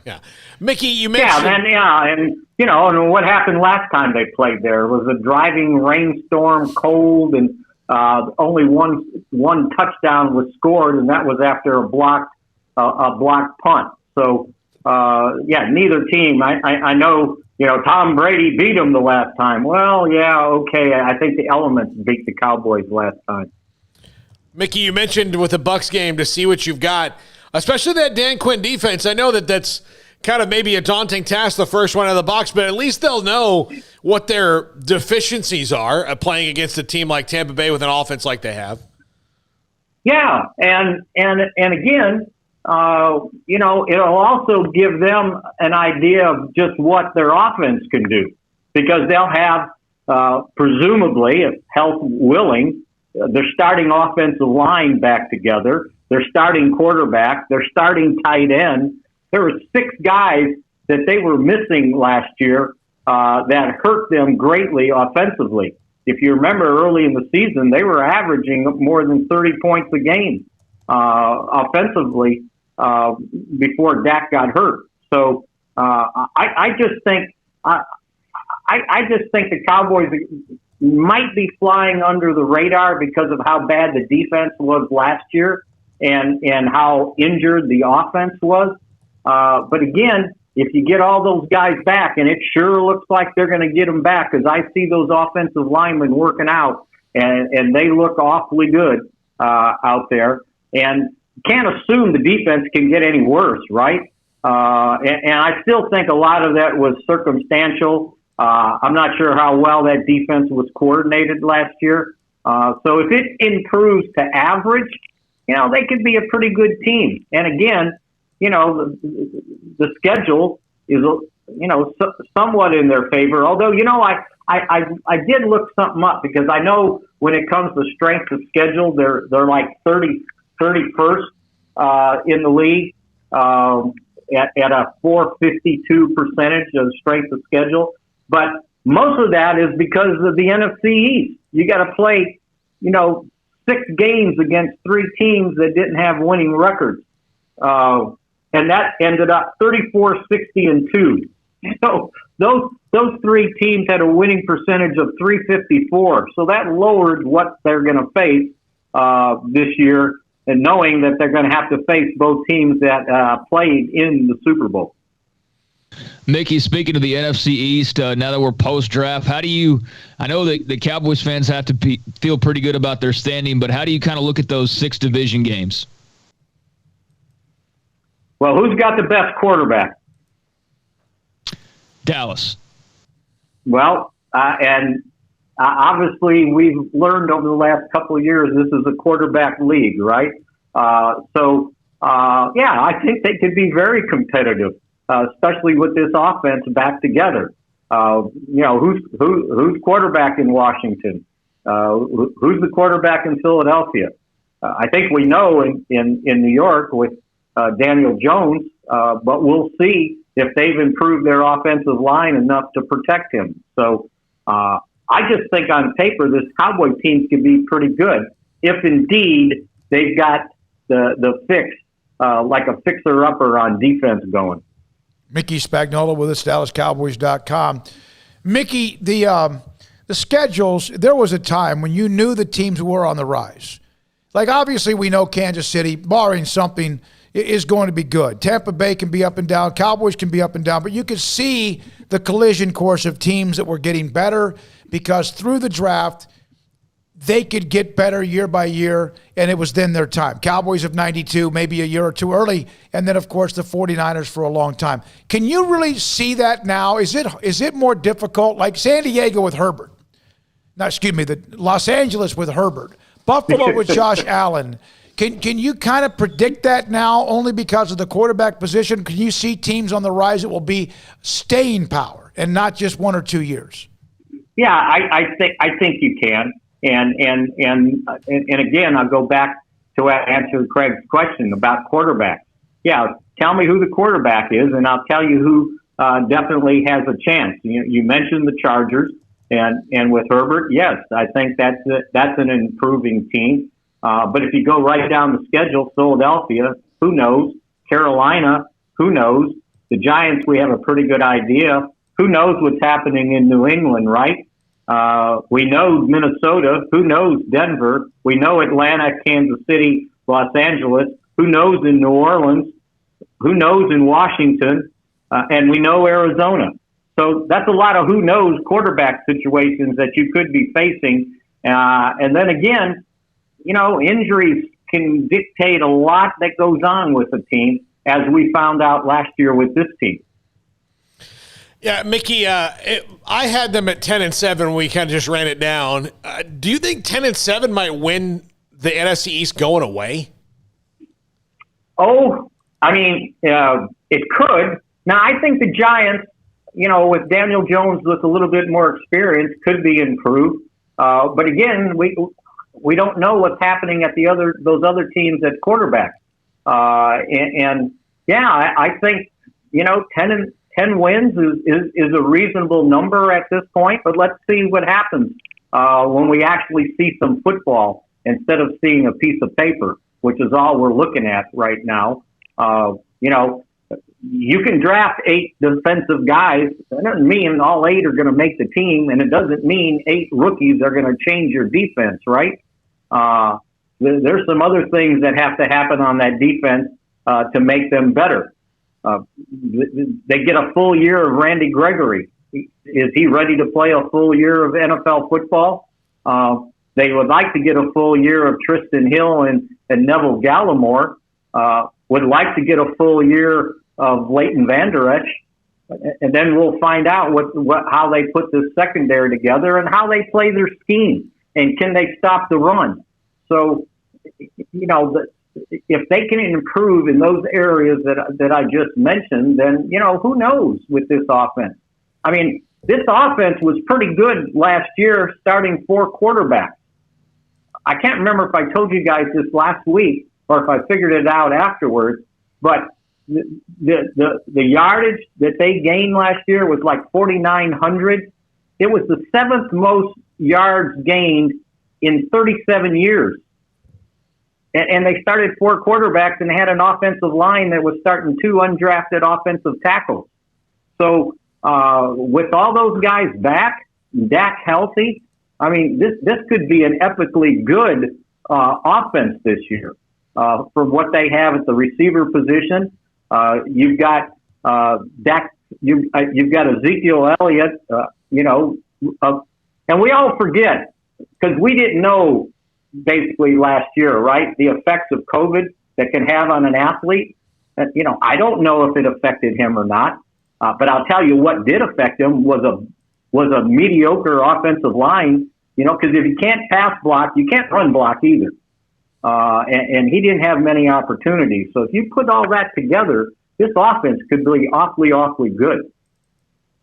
Mickey, saw where they, had some guys named as far as tryout guys, things like that. Looks like the search for a backup quarterback continues on. Has there been any name or anything that's stood out to you with just some of the movement going on the last few days? Not really, because if you think about it, they brought them in for the tryouts, Brady Davis and J.T. Barrett. They brought them in for the rookie minicamp because they didn't have any quarterbacks, right? They didn't sign an undrafted rookie. They didn't draft a quarterback. I think Ben DiNucci would have been the only one on their roster right now that would be eligible to participate, and you need more than one quarterback. So those guys are in here on a tryout basis. I don't know that there's anything there to sink their teeth in. They're just kind of doing their homework. Everybody assumed Jeff Driscoll was going to sign last week when he came in for the visit. And then I found out he had more visits after that, so it wasn't a slam dunk thing. So we'll see what happens. And we'll also see what happens for money. I mean, I don't know what those guys are asking, but if this is the barometer, Tampa Bay re-signed Blaine Gabbert to a 1-year deal, who was their backup last year, for $2.5 million. I think for $2.5 million, I might need better than Blaine Gabbert, but maybe we got spoiled last year with Andy Dalton playing on a $3 million deal with a bunch of incentives. And Dak Prescott just walked by and waved. How about that? You got that live. I don't know what he was up here in the PR department doing something, and he just walked by with a big smile. and walking very well, by the way. Well, that was my follow-up as a journalist. Was he limping? Was he over? Was he fine? Like I've been telling you, watching his workouts out there, I had to remind myself, was it the left ankle or the right ankle? Yeah. Because he's moving awfully well. Well, that's great news. He's a good one. And he seems to be in good nature that I think he's feeling good. And I think he remarked the other day, he was doing a promotional thing, that if he had to go play, he's ready to go. Mickey, thank you so much. Appreciate it. The schedule is out. Appreciate Mickey Spagnola, DallasCowboys.com. The schedule is out. Getting back to some of the quarterbacks Craig mentioned, one of them being J.T. Barrett, who was at Wichita Falls Rider when we did a game with Midway, and he was the quarterback, and Midway beat them. I think that was a Midlothian High School stadium game. And Mike Finger of the San Antonio Express could not let it go by saying Texas finally offers J.T. Barrett. Remember, they went through that empty cupboard of quarterback offers of guys who got away that were really good around the country. Look, Mac Brown would already have a statue. I'm telling you right now, Mac Brown would already have a statue had he not done, had he, one of any of these four guys. Not gone all in on Garrett Gilbert. Yeah. That would have saved his job in many ways. Yeah, not gone in all Garrett Gilbert, but one of any of these four guys, Andrew Luck, Robert Griffin III, Johnny Manziel, or J.T. Barrett. Okay, I'm going to defend him.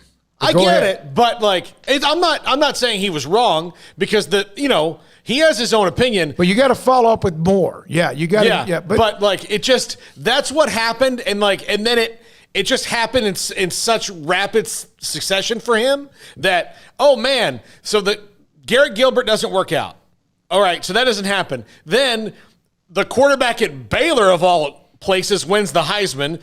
A quarterback from Houston, Stratford, goes to Stanford and is the first pick in the draft. A quarterback who has a tattoo of a university on his chest goes to a place that you would rather burn to the ground than have a drink of water at. He wins the Heisman. Then, J.T. Barrett goes to Ohio State and wins. It plays really well. It looks really bad for him, even though the decision he made at the time was probably a smart one based on the... It wasn't that they went all in on Garrett Gilbert, because everybody in America would have done the same thing. But it's then you still have to keep adding to the cupboard. You still have to keep adding to the quarterback room. And they didn't do a very good job. Tyrone Swoops, of course, that was a little bit later on, but there's a couple others that just did not work out.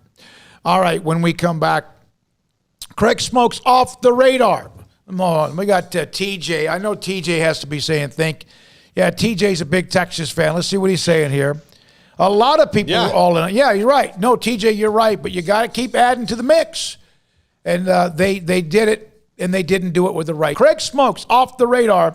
SicEm365 Radio. Pioneer Steel and Pipe since 1943, and they're also building their brand new facility on Loop 340 and 12th Street, pouring concrete right now. Oh, man, it's going to be amazing. But that's what they've been since 1943 in the locations in Waco and Bryan. They are, because of two main reasons, an amazingly successful company. Through all the thick and thin of whatever happens with the economy, whatever's going on around the world, Pioneer Steel and Pipe survives because they have great product, metal, steel, pipe, and they have great customer service to make sure that when you walk through the front door, they hope, it's not the first time, but if it is, that there'll be a second, third, fifth, and 12th time. Because they want to treat you as if you're the only customer, but also when you're there, you'll see many others being taken care of.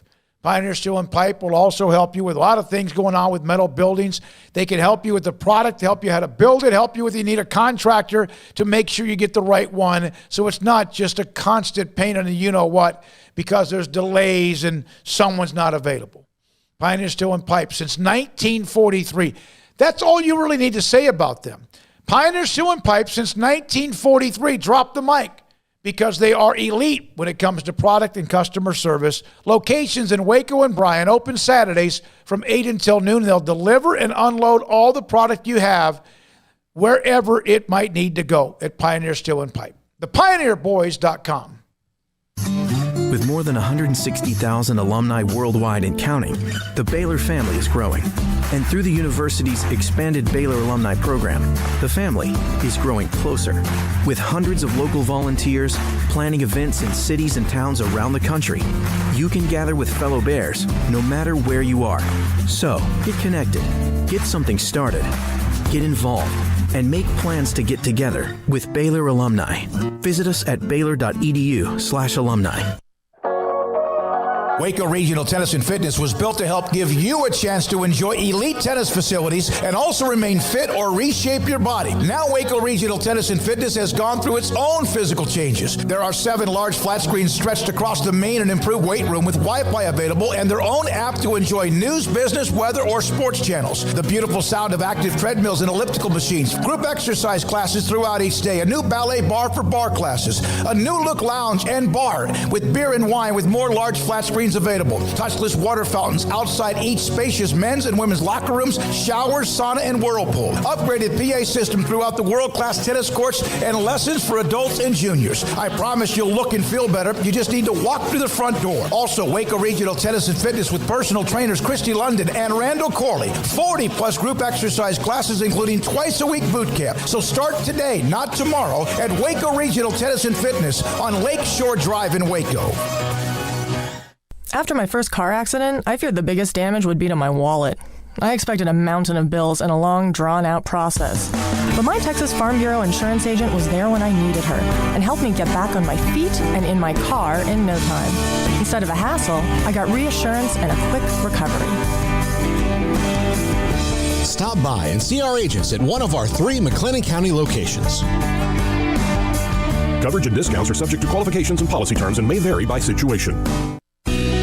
Let Camille Johnson Realtors guide you seamlessly through the process of buying your dream home or selling your current one. Commercial, farm and ranch, or residential, Camille Johnson Realtors can smoothly and successfully lead you through any transaction. With a team of 28 experienced agents who are excited about serving you, Camille Johnson Realtors services the entire greater Waco area. If you're in the market to buy or sell, contact Camille Johnson Realtors, 104 Midway Center in Woodway, or find them online at www.camillejohnson.com. Camille Johnson Realtors, elegant, charming, warm. Welcome home.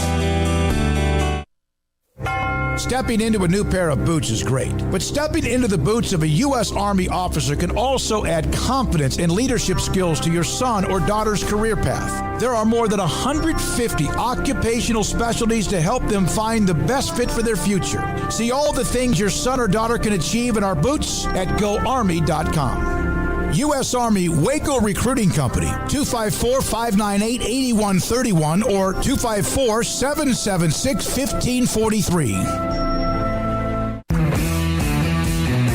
At Marco's Pizza, get craveable pizza made the Italian way with dough made from scratch, an original sauce recipe, 3 fresh signature cheeses, and premium toppings you love, served hot and safe. Right now, you can get unlimited medium one-topping pizzas for just $6.99 each. Why stop at just one? Order with your app or at marcos.com for curbside, carryout, or delivery today.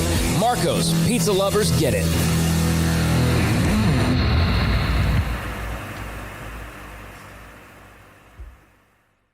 Welcome back to SicEm365 Radio. It's time for Craig Smoak's Off the Radar.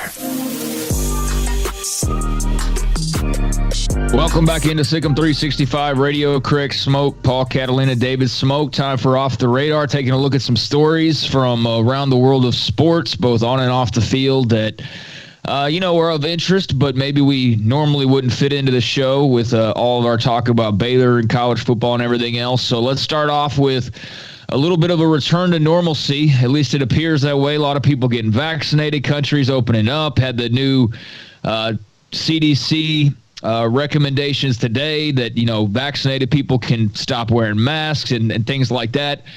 Well, how about this for a return to some normalcy? University of Nebraska has announced that they are anticipating 90,000 people at Memorial Stadium in Lincoln, Nebraska on August 14th for Garth Brooks. He's bringing his concert to Lincoln, Nebraska. 90,000 fans expected. It'll be a couple of weeks before college football season starts. So, fellas, 90,000 person concert. I'd say we're starting to etch back closer to the life we used to know in a way. Craig, when you said a return to normalcy for Nebraska, I know that the wheels in Smokey's head were turning. He's like, they're going to run the Power I again? Yeah. That's what he thought.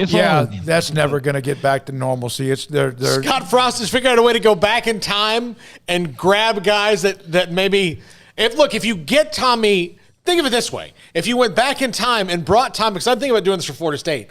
If you brought back Tommy Frazier from 1994, he's still eligible considering that's 1994 Tommy Frazier. So if you just went through and built a time machine and you could build a super team.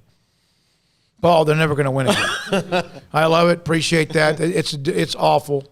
It really is. And I get this annoying email every day from Husker. Yeah, this is available. I'm boycotting right now. So, yeah, 90,000. That's pretty cool. You just had that fight over the weekend, right? Canelo had 73,000 at AT&T Stadium, and it seemed like it went off without any hitches. And so I love it. It's something good will be playing inside Memorial Stadium on Tom Osborne Field. It won't be Nebraska football. It will be Garth Brooks.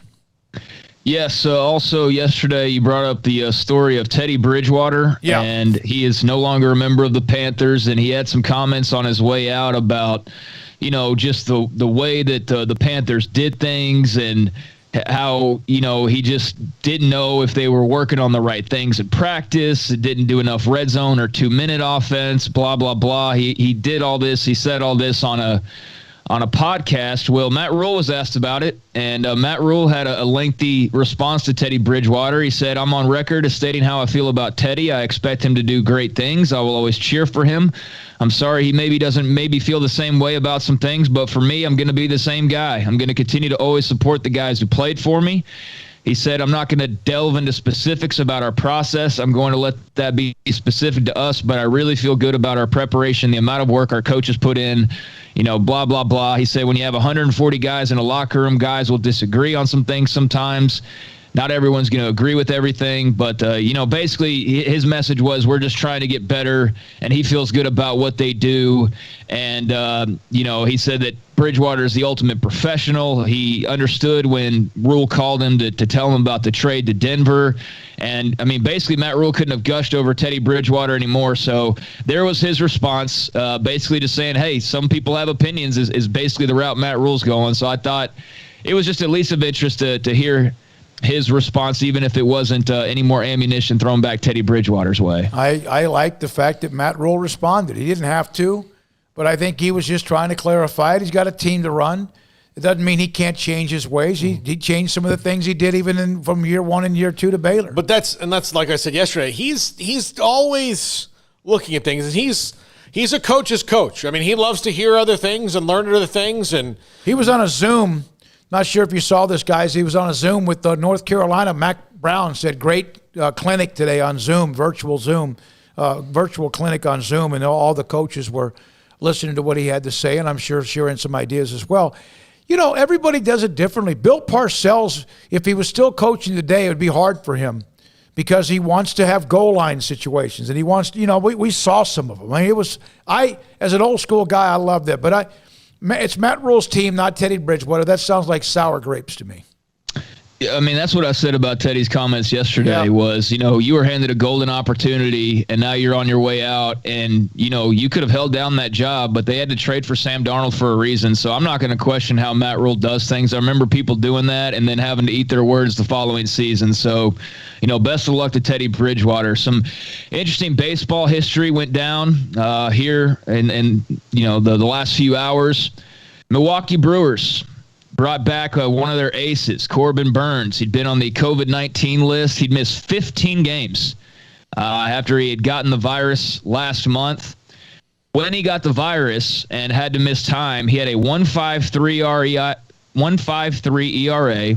He had 49 strikeouts, and he had 0 walks in 29 1/3 innings. And he was only giving up a 152 batting average to opponents. So he comes back today after this lengthy absence, strikes out 3 of the first 7 that he faced, and that gave him 52 strikeouts with 0 walks to start the season, which is a new Major League Baseball record. No one in the history of the game started a season with 52 strikeouts and 0 walks. He then went on in his effort today to strike out another 6 batters, but finally walked Tommy Edman in the 5th inning on 5 pitches. So faced 126 batters, went to 16 3-ball counts before giving up his first walk of the season. So Corbin Burns of the Brewers, 58 strikeouts to 0 walks, a new Major League Baseball record before surrendering his first one earlier today. Kenley Jansen of the Dodgers back in 2017 had the previous record of 51. Adam Wainwright in 2013 had 35, and Noah Syndergaard in 2017 with the Mets had 32. So it's his record, and now it's his record by 7, and much, much larger over the 3rd, 4th, and everybody else on that list. I was thinking about Bob Tewksbury, who used to never walk anybody.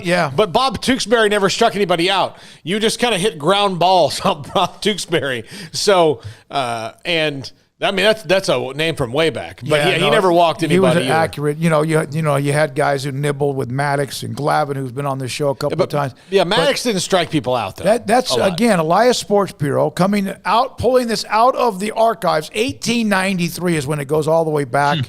That's incredible when the mound was set at 60 feet 6 inches, and you always wonder how come they put 60. Why wasn't it 58 feet and 3/4 inches? We don't know. Maybe there's a reason. That's amazing. The accuracy or the ability to paint the corners. You also you set that record, Craig, because you're really good and you're in the strike zone, but you also may have gotten a call or two along the way that are just on the edge. Although the umpires today, other than that one guy who's a Hernandez and a couple of others, man, they are cookie cutter right along the box the way it's supposed to be. That's a great note. Man, that's since 1893 he holds that record. So Corbin Burns has the record now, and he's also got the record, for at any point in the season. So he's got the record of to start the season, right, which he set, but he's also got technically the active record for just at any point in the season, strikeouts, consecutive strikeouts without giving up a walk. His number right now was and stopped at 58. But Garrett Cole of the Yankees actually is at 56 strikeouts without a walk. So if he does that, gets a couple more strikeouts, he'll actually tie Burns' record, for most consecutive strikeouts without a walk. So Garrett Cole is only 2 back of just it happening at any point in the season. But cool history there by Corbin Burns of the Brewers. Forbes has come out with their latest list of the highest earning athletes in the past year, and Conor McGregor is number 1, but not really because of the UFC. He made $180 million last year. It's his first time in the number 1 slot, and if you follow Conor, then you saw that he had a custom Forbes cake to celebrate, had the picture of him on the front of the magazine, because this is a goal of his was to be on top of this list. He made $22 million in fighting, but obviously 150 something off of just his sale of the whiskey brand that he formerly owned, Proper Number 12. He's also got stakes in DraftKings, video game appearances, and lifestyle brands. So he makes more than $100 million over the past year. Joins Lionel Messi, who's number 2 and is on the top of this list every year. He made $130 million in 2020. He plays for Barcelona. He's a soccer player, for those that don't know. Cristiano Ronaldo's number 3. He's got a bunch of endorsement deals, also makes good money there in soccer.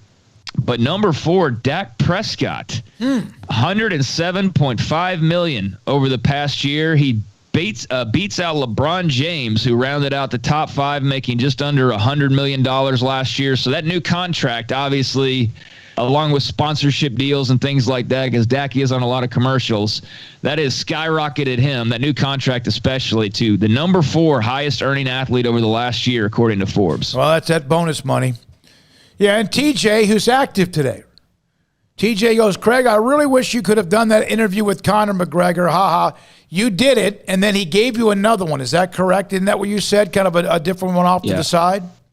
Yeah, we did a sit down that didn't work, didn't record, and then a walk and talk that I've talked about that I just didn't like the quality of it. It wasn't the same. you do an interview and then you try to redo the interview right afterwards, and then you're walking and talking. It's just it's not the same. No, so you're right. That's what happened, and I don't know. I find that I don't really care about the money stuff, and I don't get all obsessed with that. I think it's cool that Connor got his dream to be on top of the Forbes list, but Dak Prescott being that high, that surprised me. I did not expect to see him, but like I said, that a new signing bonus obviously aiding him tremendously. All right, go win a Super Bowl, Dak. Yeah. I mean, LeBron James has a ring, Messi, Ronaldo. They've got, trophies, accolades, everything. And then Conor McGregor's been a double champion. So, of that top 5, only Dak has not won a title of any kind. But he is 4th highest earning athlete over the last year in the entire world, not just America. And one other note here to round out the off the radar. I'm not sure if y'all knew that the Pac-12 was in a transition from Larry Scott, thankfully, finally. Just a terrible commissioner for the Pac-12 over the last few years. Not only were they in a transition, but they've hired his replacement.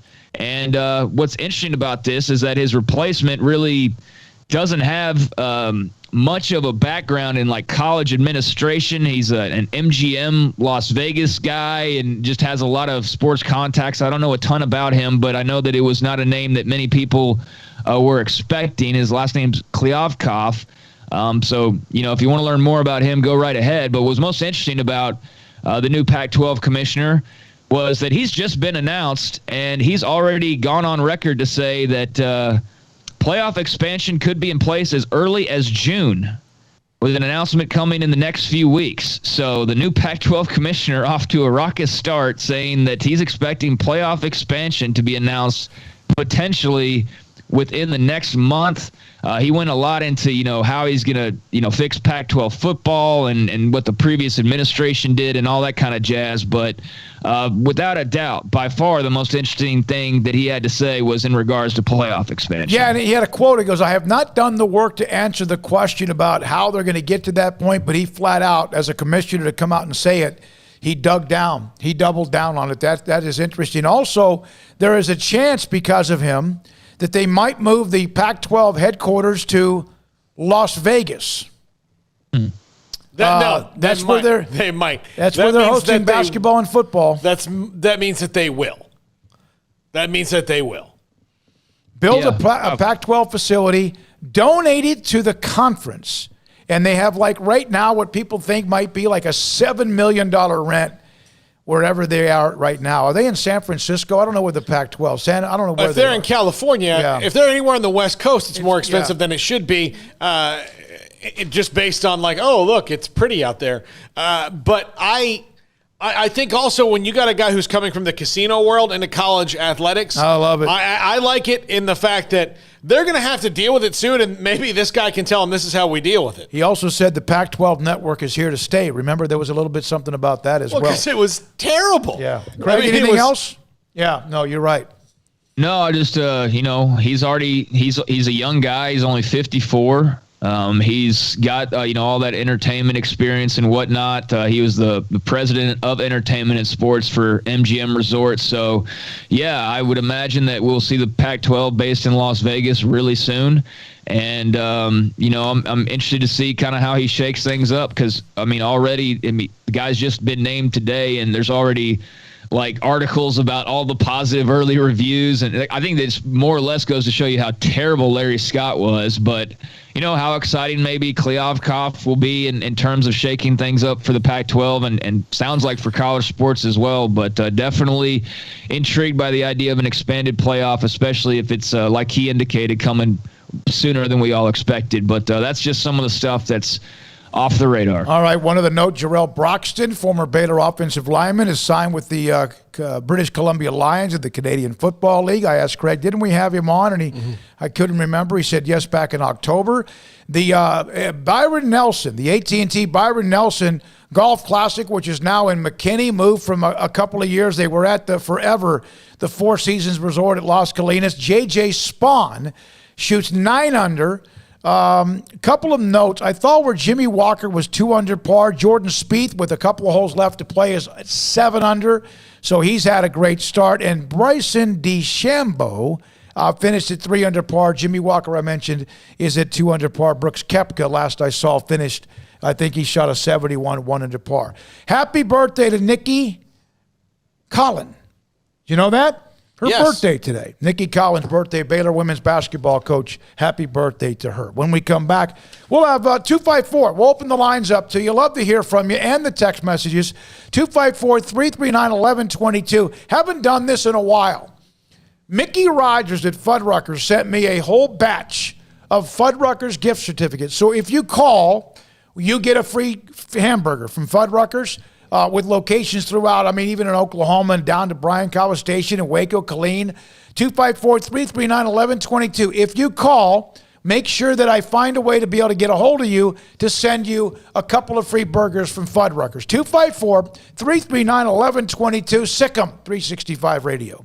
From the first workout to the last practice, sports is an incredible and rewarding challenge. Hi, this is Dan Ingham with the First National Bank of Central Texas, and we're proud to support each athlete, every parent, and our educators. From families, small businesses, to the biggest industry, we're here to help. With remarkable products like our free First mobile app, we've got banking ideas that fuel big dreams. That's the First National Bank of Central Texas. Familiar faces making local decisions. Member FDIC, Equal Housing Lender.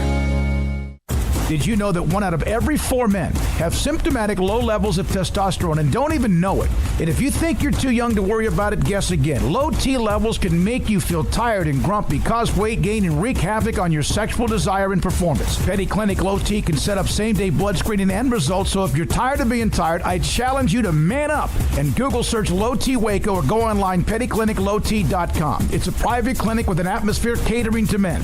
Affordable, only $150 a month, includes lab work, office consultation, testosterone injections, follow-up visits compared to $395 a month in Dallas or Austin, and you don't have to fight the traffic.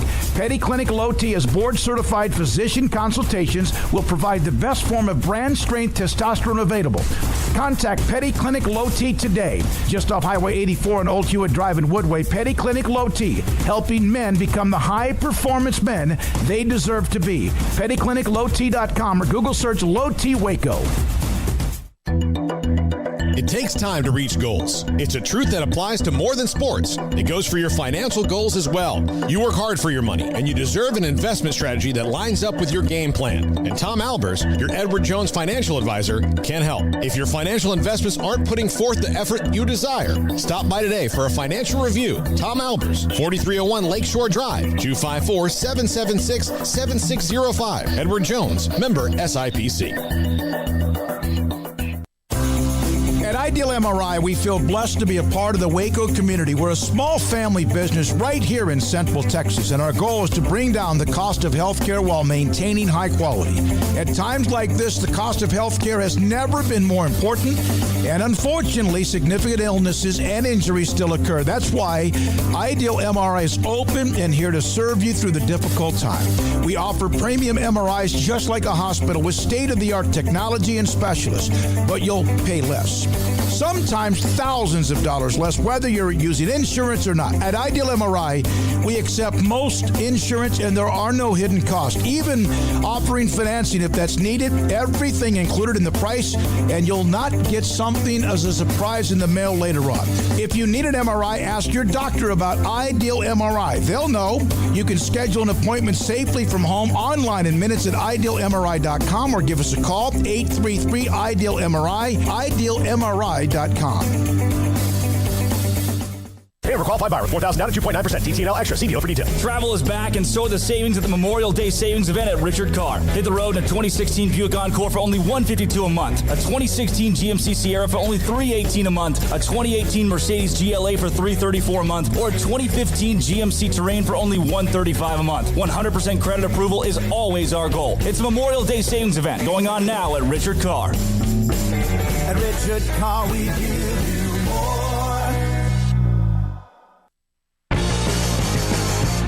Welcome back to SicEm365 Radio. Here goes Mitchell. Oh, what a pass!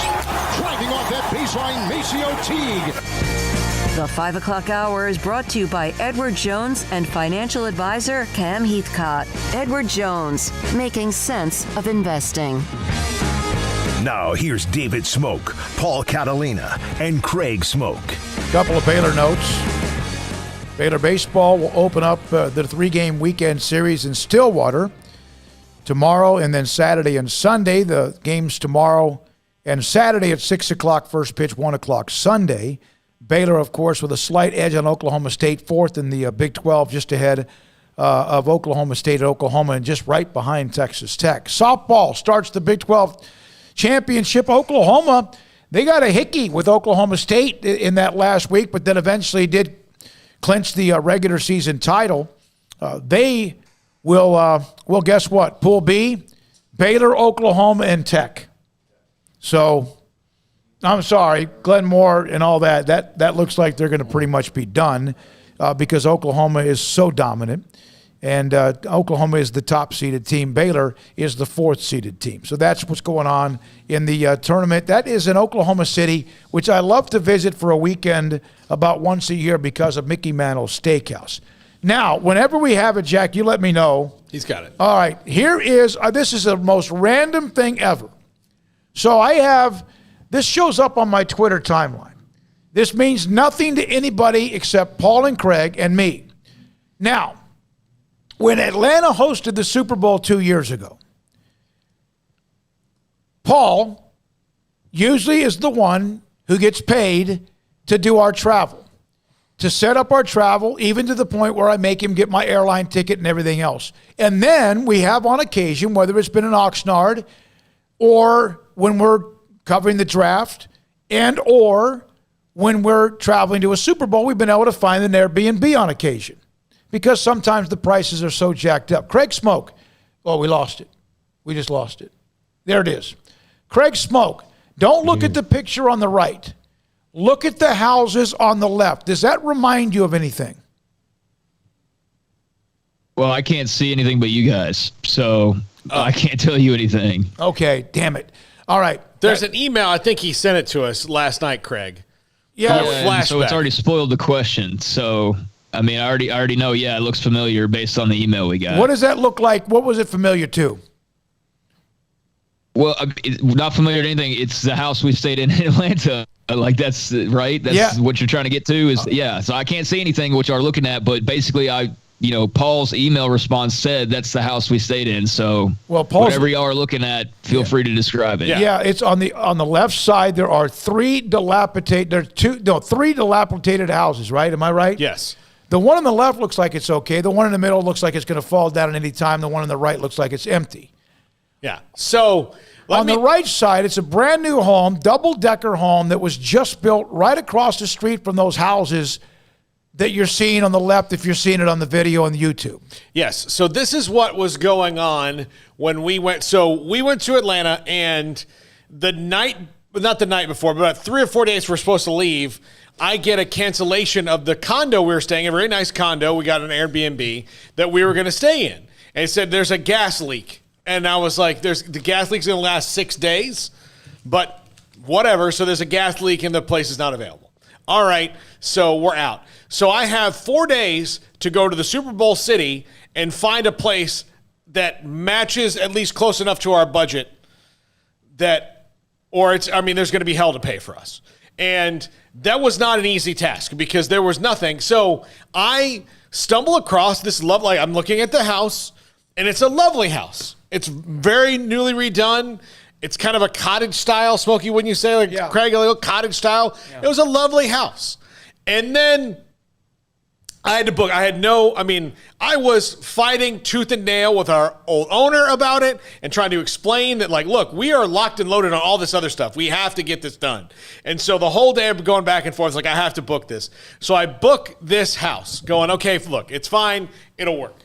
Now, and the reason we wanted to do the Airbnb, just so you'll know, is that the NFL Super Bowl hotel rooms during the week of the Super Bowl go from $195, $185, $200 a month, to $300 or so. You get gouged, even with the NFL rate. So we weren't going to do that because we had 4 of us, right? Yeah.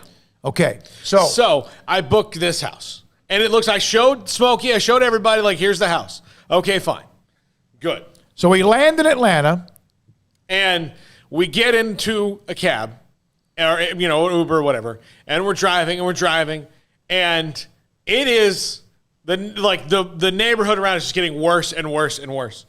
And so liquor store, gun store, pawn store, liquor store, gun store, pawn store, basically. Gentlemen's club, liquor store, yeah. Yep. And so we get there, everybody's laughing at me, but we get to the house and it's nice.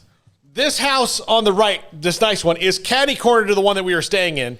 I know it well because they were starting to tear down lots, and they're redoing the neighborhood. The correct term is gentrifying, which is bad and good, and depending on what you're talking about. But they were doing it, and we stayed in this house.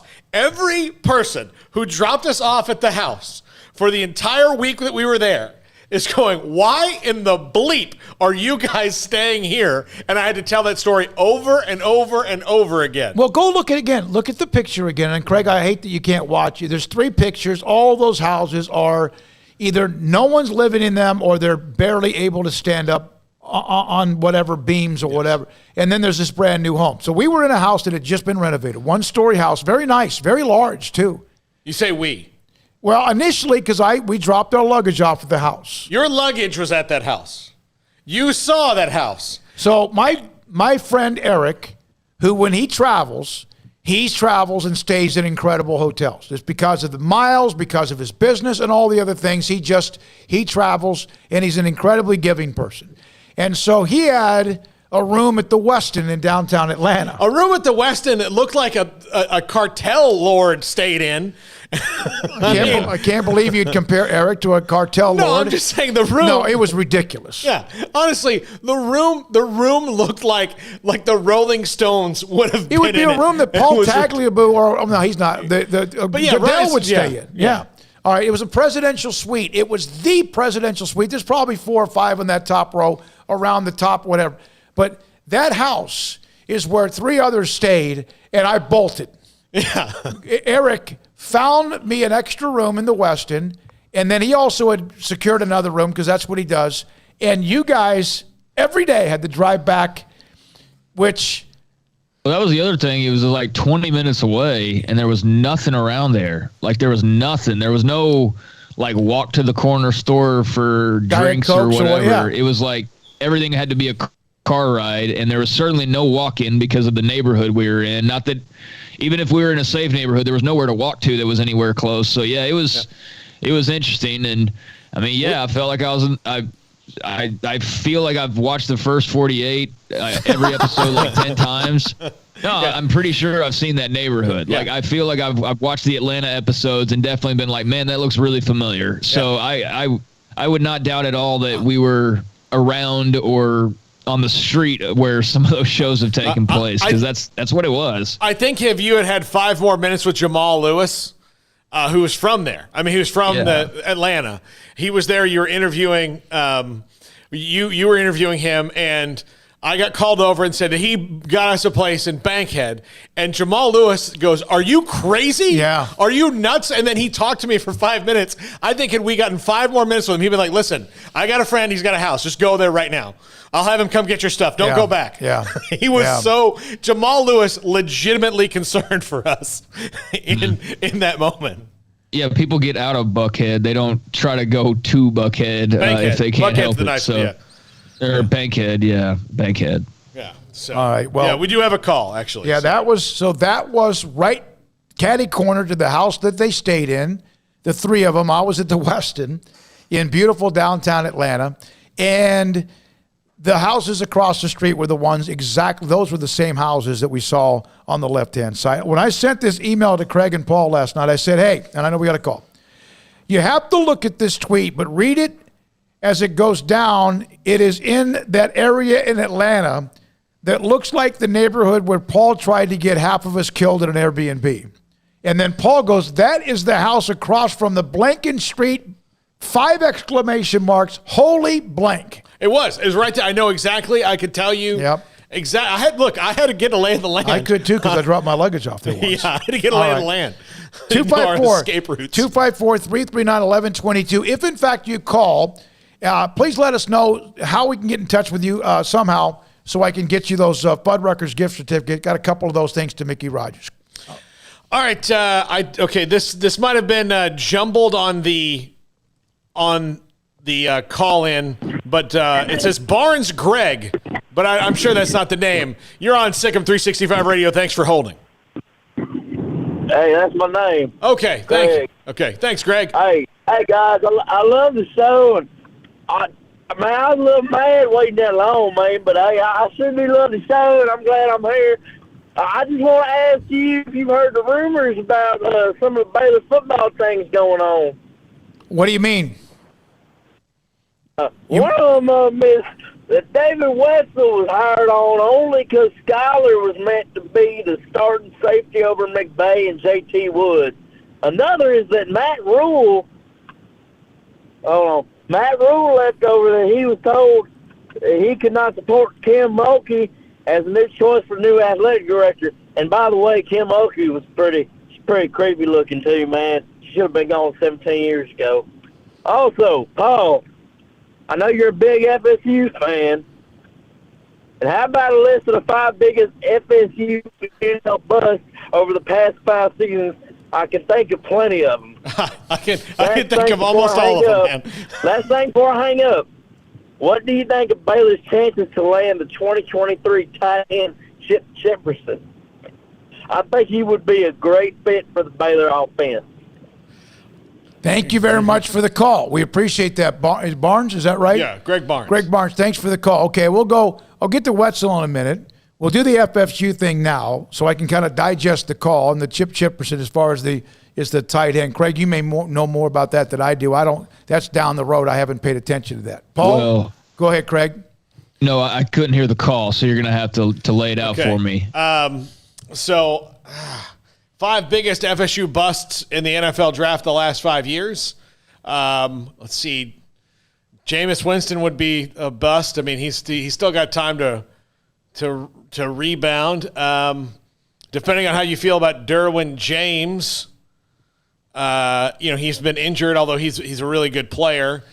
He's a bust. They haven't had many first-round picks, so it's hard to. Are you okay? Let's do 5 busts from FSU in college.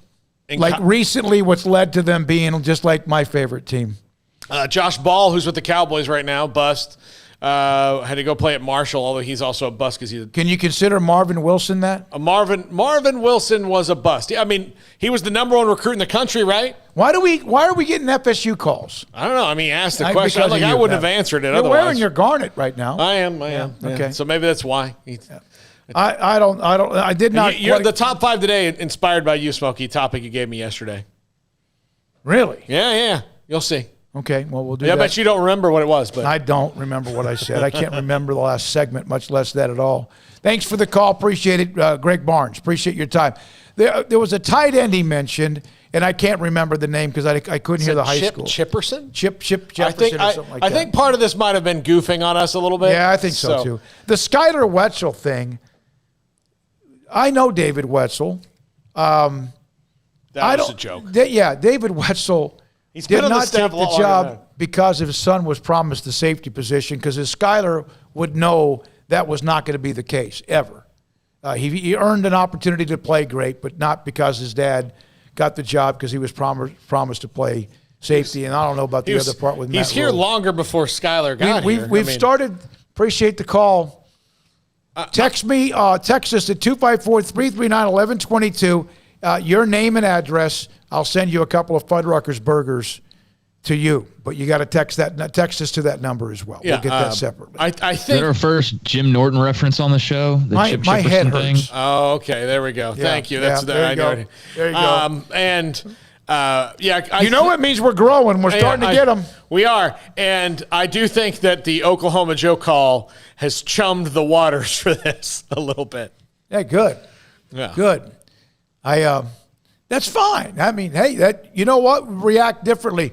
The Joe from Oklahoma call came at a really bad time on the wrong day, and you just got fed up with it. And now that's all history. All right, what are we going to do? Are we going to run Gallagher? No, I don't think we have enough. Do we have enough time? We don't really have enough time. I want to run him tomorrow because I do think inspirational with what John Gallagher, when he was on the show on Monday, about what Hartford basketball is going through. Oh, by the way, Scott Drew told me, and he reminded me of this, Baylor played Hartford in 2010. Mm-hmm. So they played them in non-conference and then, of course, played them before they opened up the tournament this year. And I think that there was some communication about the possibility of a non-conference game. I don't know where that is or if it's even still in the pipeline. I don't. I'm not saying that it's current, but I do think that there was at least some discussion. Where that goes, I don't know. And nothing new yet on the years when it comes to Air Force and Baylor. That was a nice nugget that Mac Rhodes dropped to us on Tuesday. I just think we need to go and feed John Gallagher from some chicken fried steak or something. No, I'd love for him to come in town because we would have the best of time. Also, and Greg, thank you. I got your address. Appreciate the address. Ashley Hodge today put up a note. You know, we've asked Mac Rhodes now for a long, long time about the NCAA, the investigation surrounding Pepper Hamilton, Art Briles being fired, etc. They don't rush to much of any decision, and a lot of times you always wonder about why it takes so long. When others who have been under investigation have had their decisions come back that were like after whatever happened in May of 2016.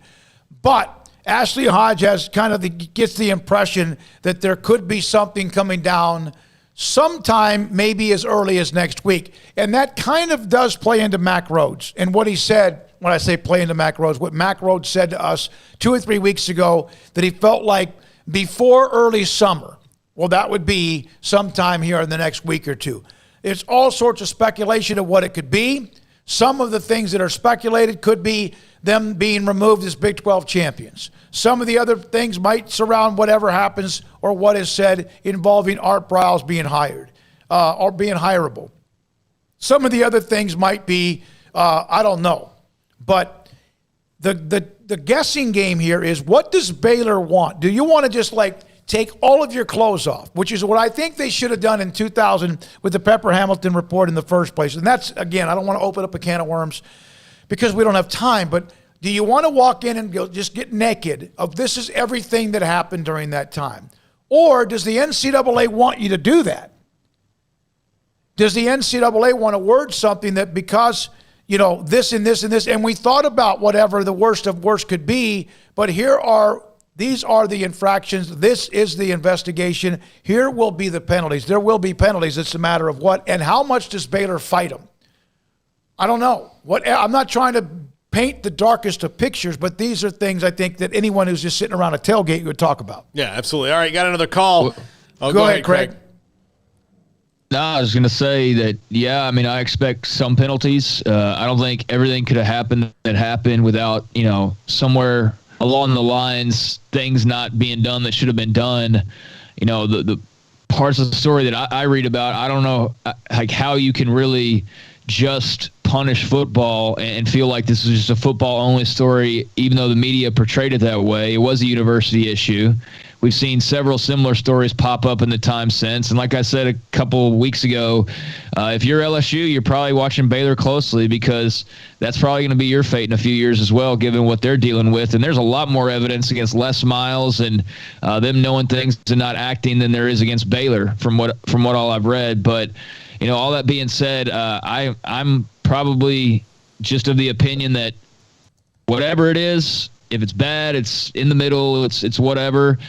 Be good to be done with it. I think that's the biggest thing, right? Yeah. Is the threat of the unknown and the threat of what could happen versus actually knowing and then being able to move on from that, no matter what it is, being able to just know what's going on and to be able to not have anything hanging over your head anymore will be the biggest weight lifted, even if it's a pretty tough weight to lift early on. So the sooner the better as far as I'm concerned, even if it's not necessarily going to be news we want to hear. Yeah.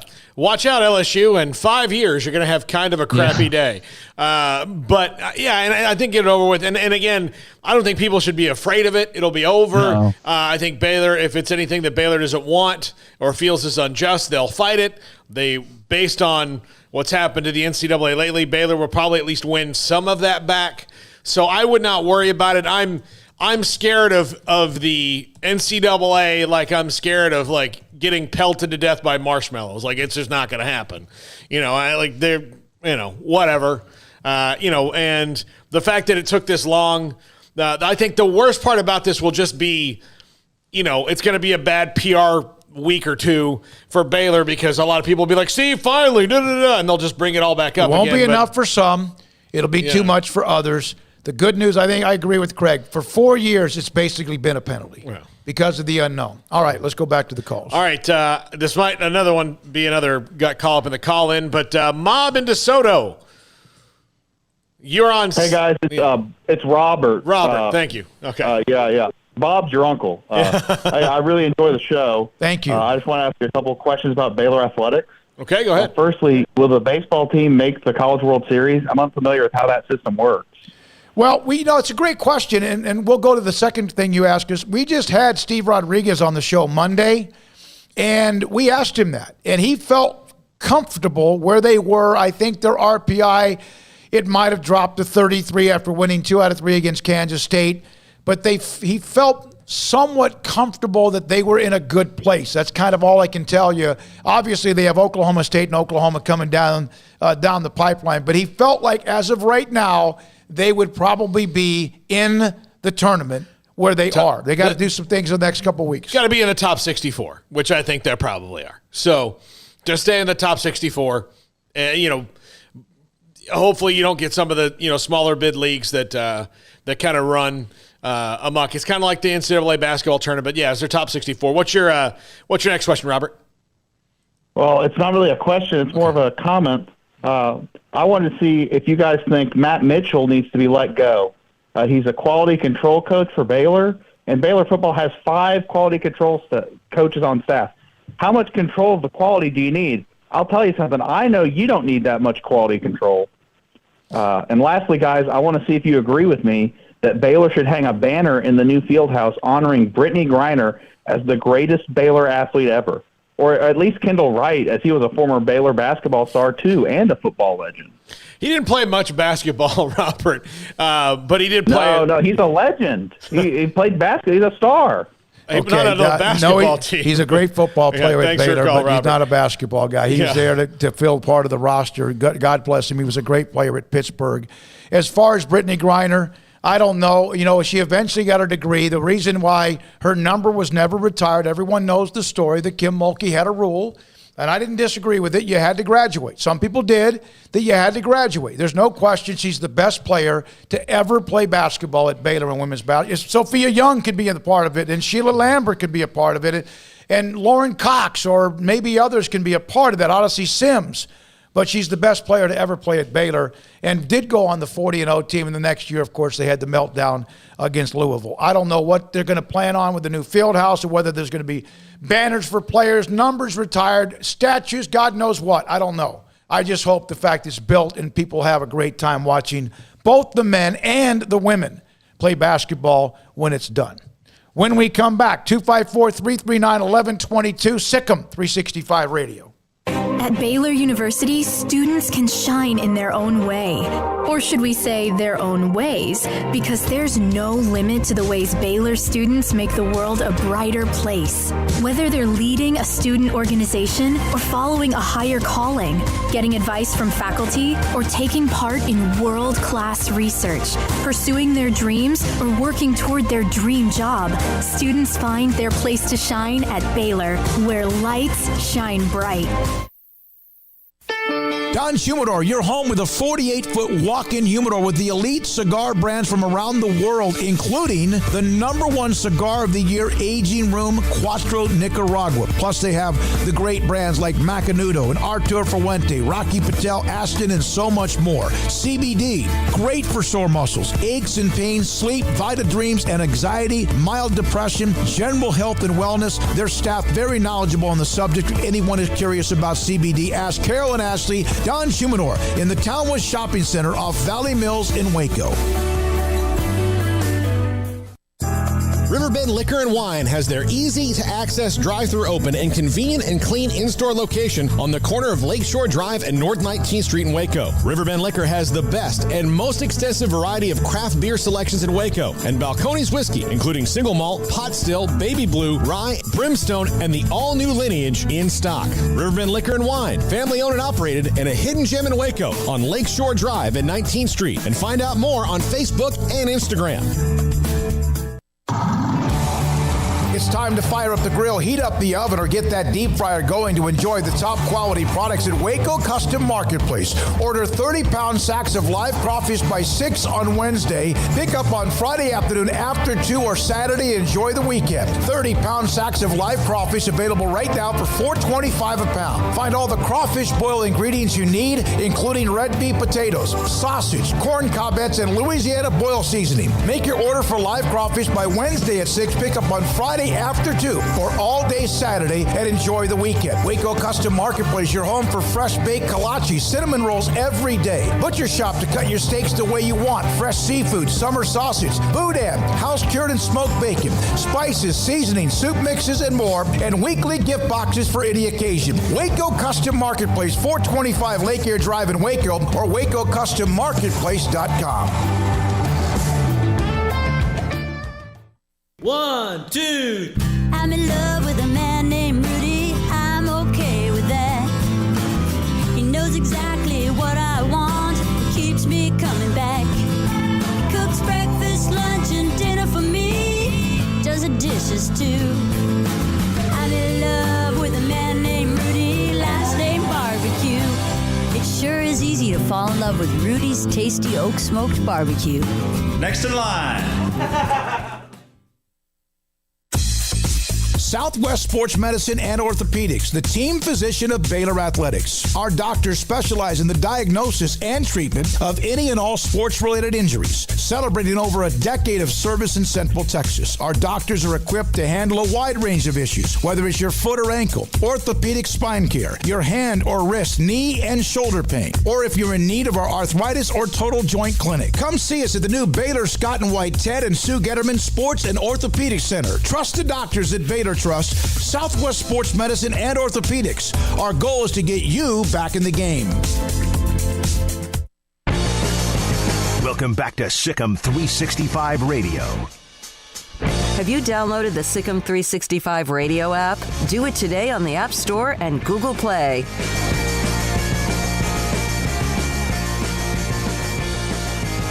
All right, here we go. SicEm365 Radio, 254-339-1122. 254-339-1122. One of the notes on the board today, and one is Ashley's note about the NCAA and also football. The Miriam Dowda, in her decision, she wanted to release. I got to tell you something. We had a chance to interview her, and I've talked to her. I've spoken with her. I've also texted her back and forth during the transition from Kim Mulkey to now Nikki Collin. Great girl. And wherever she ends up, I wish her the very best. But you got to get moving now. It's overdrive. You've got a hell of a team coming back. Miriam Dowda's coming off a knee injury. Not sure how much she would have played at all her freshman year. Although, again, 6'3.5", something like that, could shoot it as well. But they've got some work to do. Nikki Collin, Tari Cummings, and also as the staff, as it's unveiled over the next 2 or 3 days, they've got some work to do, a lot of work to do. But you know what? You've heard both of them say they know that. So, but there's no high school pipeline right now this year, and right now anything you have scheduled for next year and the year after. Yeah. Doesn't mean they won't fill it up, but there is some work to do and some ground to make up, no question about it. Absolutely. Yeah, I think they will. I think they'll get there. This is what happens when you have a coaching change. I mean, it's going to happen, you know. Miriam, yeah, go ahead, Craig. I'm sure she's a great player, but she gonna walk in and win 4 national titles? No? Okay. Well, then find somebody else, you know, and maybe there's not a player as good as Miriam Dowda, but you know, again, no player's bigger than the program. So she's a casualty of a coaching change. So be it, move on, go find somebody else. That's kind of how I view it. Yeah, I agree. I agree. I brought this story up yesterday, 254-339-1122, on some of the topics we've had, or maybe one you want to bring up as well. The Yankees have placed, Paul, is it Gleyber Torres? Gleyber Torres on COVID-19. The shortstop tested positive for coronavirus for the second time in less than a year. Yankees announced the diagnosis on Thursday, saying he was fully vaccinated and previously had COVID-19 during the most recent baseball offseason. Certainly unexpected. They've had an issue with their staff. Yankees have confirmed 8 cases of COVID this week. Torres being the first player to test positive over that stretch. The previous cases have been among the coaching staff and support staff, including their first base coach, Reggie Willits, and also third base coach Phil Nevin and pitching coach Matt Blake. Phil Nevin, whose son plays for Baylor. Yeah, absolutely. So 8 people have tested positive. Boone saying all received the Johnson & Johnson shot. All 8 are asymptomatic but continue to test positive. Pfizer for life. So that's the last time that I will ever tout a gigantic pharmaceutical company. Yeah, they don't need any more help. They don't need any help. They don't need more billions and billions and billions as well. All right, one other note to bring up, and I've had a couple of you try to say, hey, can you explain exactly what Glenn West was talking about? Texas High School Texas High School Coaches Association Assistant Executive Director. The House has passed now 3 waves. There's certain word terminology, 3 different waves of House Bill 547. In other words, what it is, it's a bill that would allow student athletes who do not attend a specific school as students, but live in a residence or in the residency of the school district to play varsity athletics at the UIL level. Right now, that's not allowed. And now it looks like they'll go to the Senate sometime on Monday with a vote. And the Texas High School Coaches Association, Glenn West, you can go back and listen to the podcast, they are not in favor of this. And they gave a couple of reasons for it. So, for example, let's say there's a kid being homeschooled in Allen right now. Let's just pretend that they're actually living by the districts they live in. So that kid can just go to homeschool, doesn't really attend Allen, but go play for Allen? Is that basically the gist of it? Yeah. I think that's garbage. I think that's total garbage. There's going to be so much recruiting, and I know there's going to be and there is anyways and all that, but I'm sorry, man. I respect the homeschool thing and all that, but you don't go to that school. You don't go to that school. So why should you represent that school? Here's from Daniel. Here's a good point, Craig. Here's Daniel Acton. He's an Allen graduate. I hear all the time that Allen cheats because they recruit, they have illegal transfers, etc., which, by the way, they've been getting hit pretty badly with a lot of Allen athletes going to other school districts around the area. If this passes, according to Daniel, if it passes, it's that times 1,000,000 for all schools that consistently win. I'm opposed to this. People are so daggum selfish, and this is certainly not the majority of people fighting for this. This is a select few people who have felt wronged by, the way homeschooling is treated or whatever. I'm totally against this. I mean, I'm not against, homeschool kids being able to play football and all of that, but I don't think it should be as simple as I can go play at Waco High right now if I want to, even though I don't go to Waco High. I don't sit in the same classrooms as those other kids. I don't have the same teachers. I don't have to be in attendance. My mom or my dad or whoever homeschools me can say I was. And basically homeschoolers are saying, let's live by the honor code, right?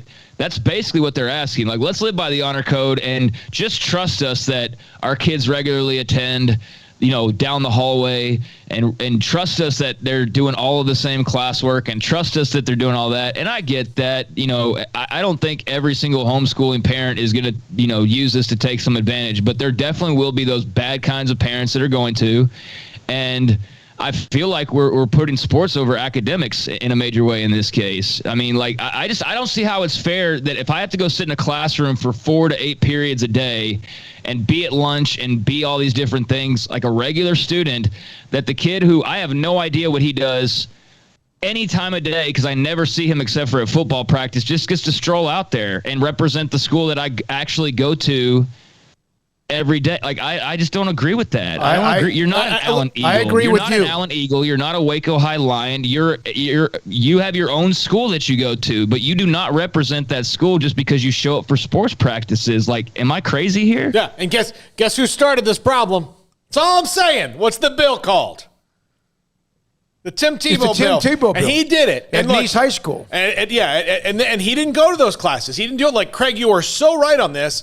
And it is. But aren't you the same guy that says you should be able to transfer to any school? You're going to the school. Okay, all right. Okay. You're not sitting at home and look, there's a lot of homeschools that do a good job, or homeschool associations that get kids together and they get a real teacher and they do the work. But But what again? Like Craig said, it's the honor system. We don't know. We don't know. Here, one of the things that Glenn West said, and Craig, I agree with pretty much everything you said. And the parts, I'm not saying I disagree with anything, but I agree with what you're saying. There's a part of what we're losing now, which is on the transfer portal in college athletics. No matter what you want to say about why it's fair or whatever, we're losing right now what is the experience of college. Now you might go to, I know the transfer portal now, you can do it one time. I just feel like we're losing one of the reasons you go to college, and I'm not idiot. I understand that there are one and dones. And I understand some of them go straight from high school to the pros. I get it. Maybe I'm just because I'm older. But we're losing the experience of being a high school student on a campus or a college student on a campus. Yeah. And we are. No, I think we are. It means they kind of blowing it off. Yeah, no. Okay. I agree. I think you're right. You're because everything's not fair. So now you're having these student athletes transfer it's crazy what's happening with the transfer. But back to what we're talking about homeschoolers. They did again. I think Glenn made a great point in that he said, okay, if I've got a basketball game that's 3 hours away and ends at 9 o'clock, and I'm getting back at midnight, and I've got to be up at 7 a.m. taking a math test. The kid in the homeschool, say you have two homeschool kids that might be pretty good on your basketball team, and their parents are like, oh, well, they got back late. You know what? You know who doesn't get to say that? The teachers and everybody else, the coaches that have to teach those classes, all that. It's not fair. Look, if you want to start a homeschool association team, if you can get that going and have a 6-man team or whatever, do that. Why can't homeschool players play in their own league of some sort? We got TAPS, we got TCAL, we got all these daggum leagues. There are some homeschool teams that are in the But then there's a select few people who want to just override the system and just have their way, basically. Yep. I should just be able to go to DeSoto and play football for DeSoto, even though I don't go to DeSoto. Well, why? Why do you deserve that opportunity to wear that gold helmet and those eagle wings when every single one of those guys on the team actually are in class with DeSoto teachers under a DeSoto principal with the DeSoto school rules and the DeSoto tests and the DeSoto practices and the athletic period and all of that, and then just Johnny from down the street whose mom teaches him gets to be a DeSoto Eagle too? BS, man. That's garbage. I'm not against homeschooling, but I am very much against just somebody popping up on the Midway football team who doesn't go to Midway. Like, what the hell he doesn't go to the school. How is he on the school football team? Well, they've been through 3 waves of votes in the legislature, and they have maybe the vote and discussion on Monday. What are we doing, man? Well, I completely agree. You could have a player, you mentioned the example. So let's say you play golf, and you do your homeschooling or whatever, and maybe it's as legitimate as possible. And you got a great SAT and an ACT. But you go to the club or you go to the golf course at 11 a.m. Your other guys who are on the team, girls on the team, they're in class for another 2 or 3 hours. Oh, yeah. Yeah. All right, Paul? Yeah, I mean, I just, I'm not going to rant too much more on it, but why does a person deserve who doesn't go to a school, why do they deserve to be a member of that school's football team? If somebody can answer me that very simple question, then maybe I'll change my stance on it. But should the cafeteria deliver lunch? What? Should the cafeteria deliver them lunch too? I mean, what else? It's a choice to be a homeschooler, and when you make that choice, you make the choice not to be a part of a UIL school if you don't enroll in that school, period. So basically we have people who have chosen to not be a part of these schools, but they want their way in this one instance. So it's become this big fight. Well, we want our way, and we want this other way to be ours as well. Like, we don't want to have to do what everybody else does, but we do want the benefits that other people have. Like, what kind of selfish garbage is that? And, again, have a homeschool league. There's plenty of opportunities out there. Why does it have to be this opportunity? Why? It's not like people are denying, the ability to play football or play any sports or anything like that. No, just denying the fact that you can't be a member of Allen or Midway or any school that you just so happen to choose or happen to live nearby. Because unlike everybody else on the team, you don't do what they do. You're just a special appearance, basically, when sports pops up. And I think that's garbage, man. By the way, from TJ again, and TJ told me his Wi-Fi in his car was not. That's why we're hearing from him more. Great to hear from him. Craig is incredibly, very passionate about it. I do agree with him as well. Paul? All right, Mike on Rangers trade rumors. You're on SicEm365. Hey, guys. Just wanted to ask if you heard the latest trade rumors about the Rangers and that they're going to trade Leody Taveras for a ham and cheese sandwich. Thank you, Mike. Appreciate the call. Oh, we got him. Everyone's been let loose. Thank you very much, Mike. Appreciate the time. Also from Daniel on the Twitter, there is such a thing called Homeschool Athletic Association based in Plano. They compete in 10 sports, but not football. All right? Okay. Thanks for the call. Or thanks for the text as well. And I don't know all the ins and outs of what is an option for people who are homeschooled as far as football goes. I don't know that. And maybe it's incredibly limited. But why don't we work on that rather than just opening the floodgates to people being able to just these are high school kids, man. I went to the high school where I lived. There was an M&M program designed to get more of a minority mixture in high schools in Tyler. And so if you lived in North Tyler, because if you've been to Tyler, it's literally a railroad town. It's literally it was when I was there. South Tyler was mostly white. North Tyler was mostly black. JT was North Tyler. Lee was South Tyler. But the M&M program afforded the ability for people to just kind of, if you were a Lee student, but you were exceptional in academics, you could actually go to JT and be a part of their IB program because Lee didn't have that. Or if you were at John Tyler, you could go to Lee because of the M&M rule to create more diversity. And, but outside of that, people went to school where they lived. Some people chose to go to the private schools. But when they chose to go to the private schools, that means they didn't get to play for Lee. They didn't get to play for John Tyler. So I don't know why some kid who's not even in school technically gets to just up and decide to play for a team. I don't think that's fair to the actual students of those schools. And, all right. And I'll just leave it at that. No, you did great. And Brian did say this. Right now, with virtual learners, because of COVID this year, some could just show up at practice and nobody knows who they really are. Exactly. Yeah. Look, and we're going to use the honor system talking about high school football coaches. And look, I think there's so many honorable men, but let's face it. There are going to be some dudes out there that all of a sudden have some great running back who's quote unquote homeschooled. How many guys do you think drop out of their current schools to be quote unquote homeschooled so that they can bypass UIL rules and go to DeSoto like they wanted to always anyways? Yeah, again, that's and I asked him about that, saying he didn't think that would be so much of a problem, but all it takes is a couple of dirty coaches who, who have them homeschooled and, Wow, the 5-star quarterback at Elysian Fields has suddenly announced he's homeschooling, but he's going to play for South Lake Carroll. Okay, I guess that's just going to be allowed, right? Yeah. I mean, that's kind of the direction we're moving. We're ruining so many good things with just trying to cater to the smallest percentage. And I do believe you're only as strong as your weakest link, but it's like we're just changing certain things just for the sake of change. And I just think this is a change that's not good for high school sports in Texas. I don't. One more from a caller, listener, Mike.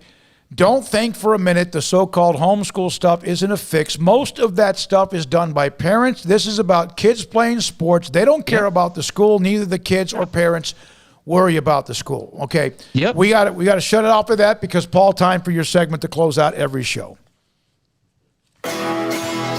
This is Paul Catalina's Top 5 at 5:55. Brought to you by Slapsticks Comedy Club. Go to slapstickscomedyclub.com. Right now you can buy tickets. There's only 45 of them for our May 29th show. We're going to have a good time and do some improv on stage. We had a great time at Rogue Media Network, but slapstickscomedy.com to get your tickets for that. Only 45 tickets. I will be in that show on May the 29th. All right. This was suggested by you, Smokey, yesterday. Oh, my God. This What did I do? Top 5 college basketball press conference warriors. Oh, yeah. I mean, these are the press conference warriors. Number 5, Muffet McGraw. Would you like to be lectured about a social cause? Would you like to be felt that something you have nothing to do with is somehow your fault? Well, Muffet McGraw is your coach. She will get up there and lecture you nonstop about something that you have nothing to do with and no interest in, but it's your fault and you have to fix it. Yeah, Muffin is very Muffin is very condescending when she talks. Now, there's some good and bad ones here. There's some good press You conferences. remember when Baylor beat them for the national title in Denver, she even then put down a pop or two against Baylor. Yeah. She couldn't help it. Yeah. Good riddance. Very condescending. All right, number 4, my man Bob Huggins, Huggy Bear. Would you like to know in a very calm voice how the officials just completely wrecked the game? Well, I didn't like that call in the second half, about 3 minutes left. Don't know what you want him to do there, but that was just. He would even talk lower than that. Yeah, You'd think Bob Huggins, a big man, Huggy Bear. You'd be a boisterous guy, but no. Coach, I see. Yeah, go ahead, Craig. If y'all get a chance to, and this has been out this was out like a couple months ago. The regular season was still going on, but when Baylor played West Virginia, I think we talked about it. Scott Drew guest starred on his coach's show. And I actually downloaded it, and I actually came across it earlier today looking through some files. So it's old. It's before they won the national title, I think. But it's definitely worth a listen just to hear like an hour of Huggins and his very West Virginia co-host and Scott Drew just talking and telling stories. It's great. So just a recommendation for somebody who might need a little entertainment. But, yeah, Huggins definitely belongs on the list. All right, back to a bad one. Number 3, Kim Mulkey. Would you like to be told how to do your job or the headline you really should be writing?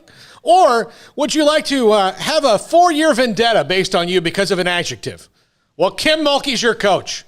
Believe me, she doesn't like what you're doing, and she'll tell you in the press conference. Even you're asking a question just to write a damn article. Kim Mulkey will tell you how to do your job because she knows better than you. Yeah, there was a thing that she would do. Come at me with that if you're mad about it. Yeah, there was something that to me, it never affected me as far as what I would do.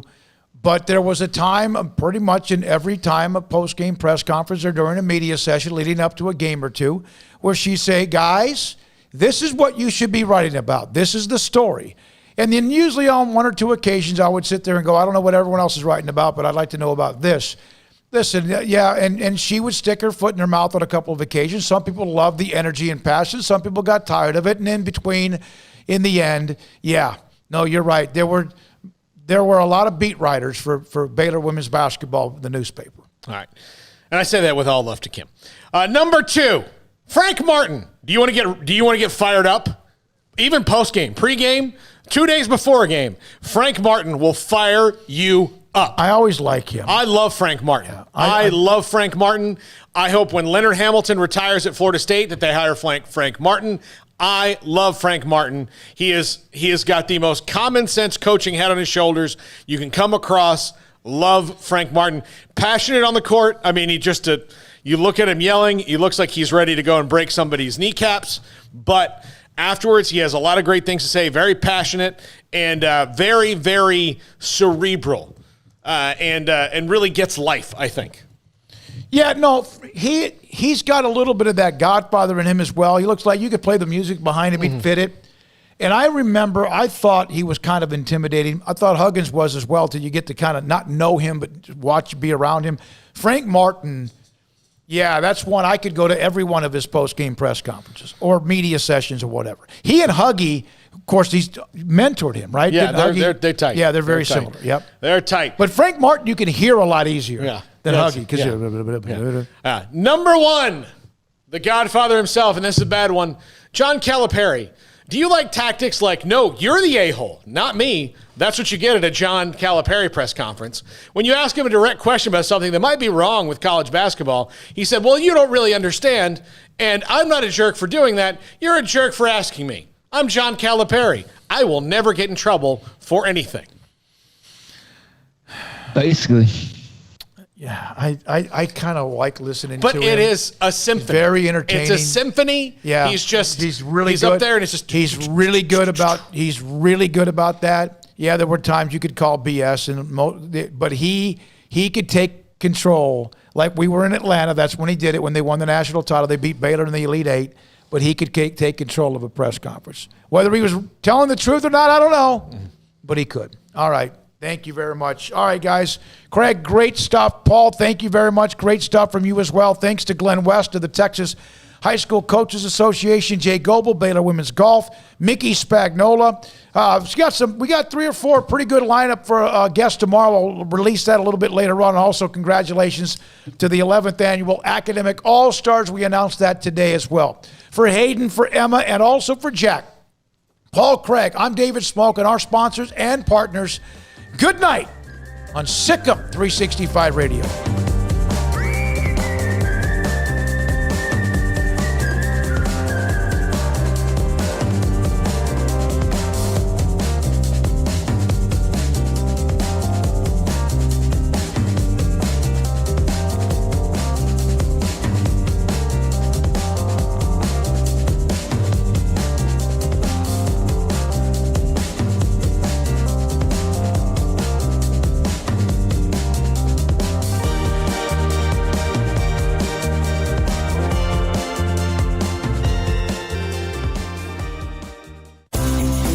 Ideal MRI is a small family business right here in Central Texas. We're open to support you while lowering the cost of healthcare bills.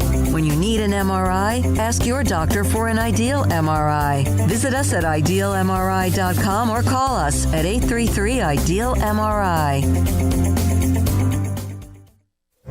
Stepping into the boots of a U.S. Army officer can add confidence and leadership skills to your son or daughter's career path. See all the things they can achieve in our boots at GoArmy.com. U.S. Army Waco Recruiting Company, 254-598-8131 or 254-776-1543. Texas Farm Bureau Insurance has been proudly serving Texans across the state for over 60 years. Call 254-772-8090 to find an agent who will provide a free review of your auto, home, and life coverage.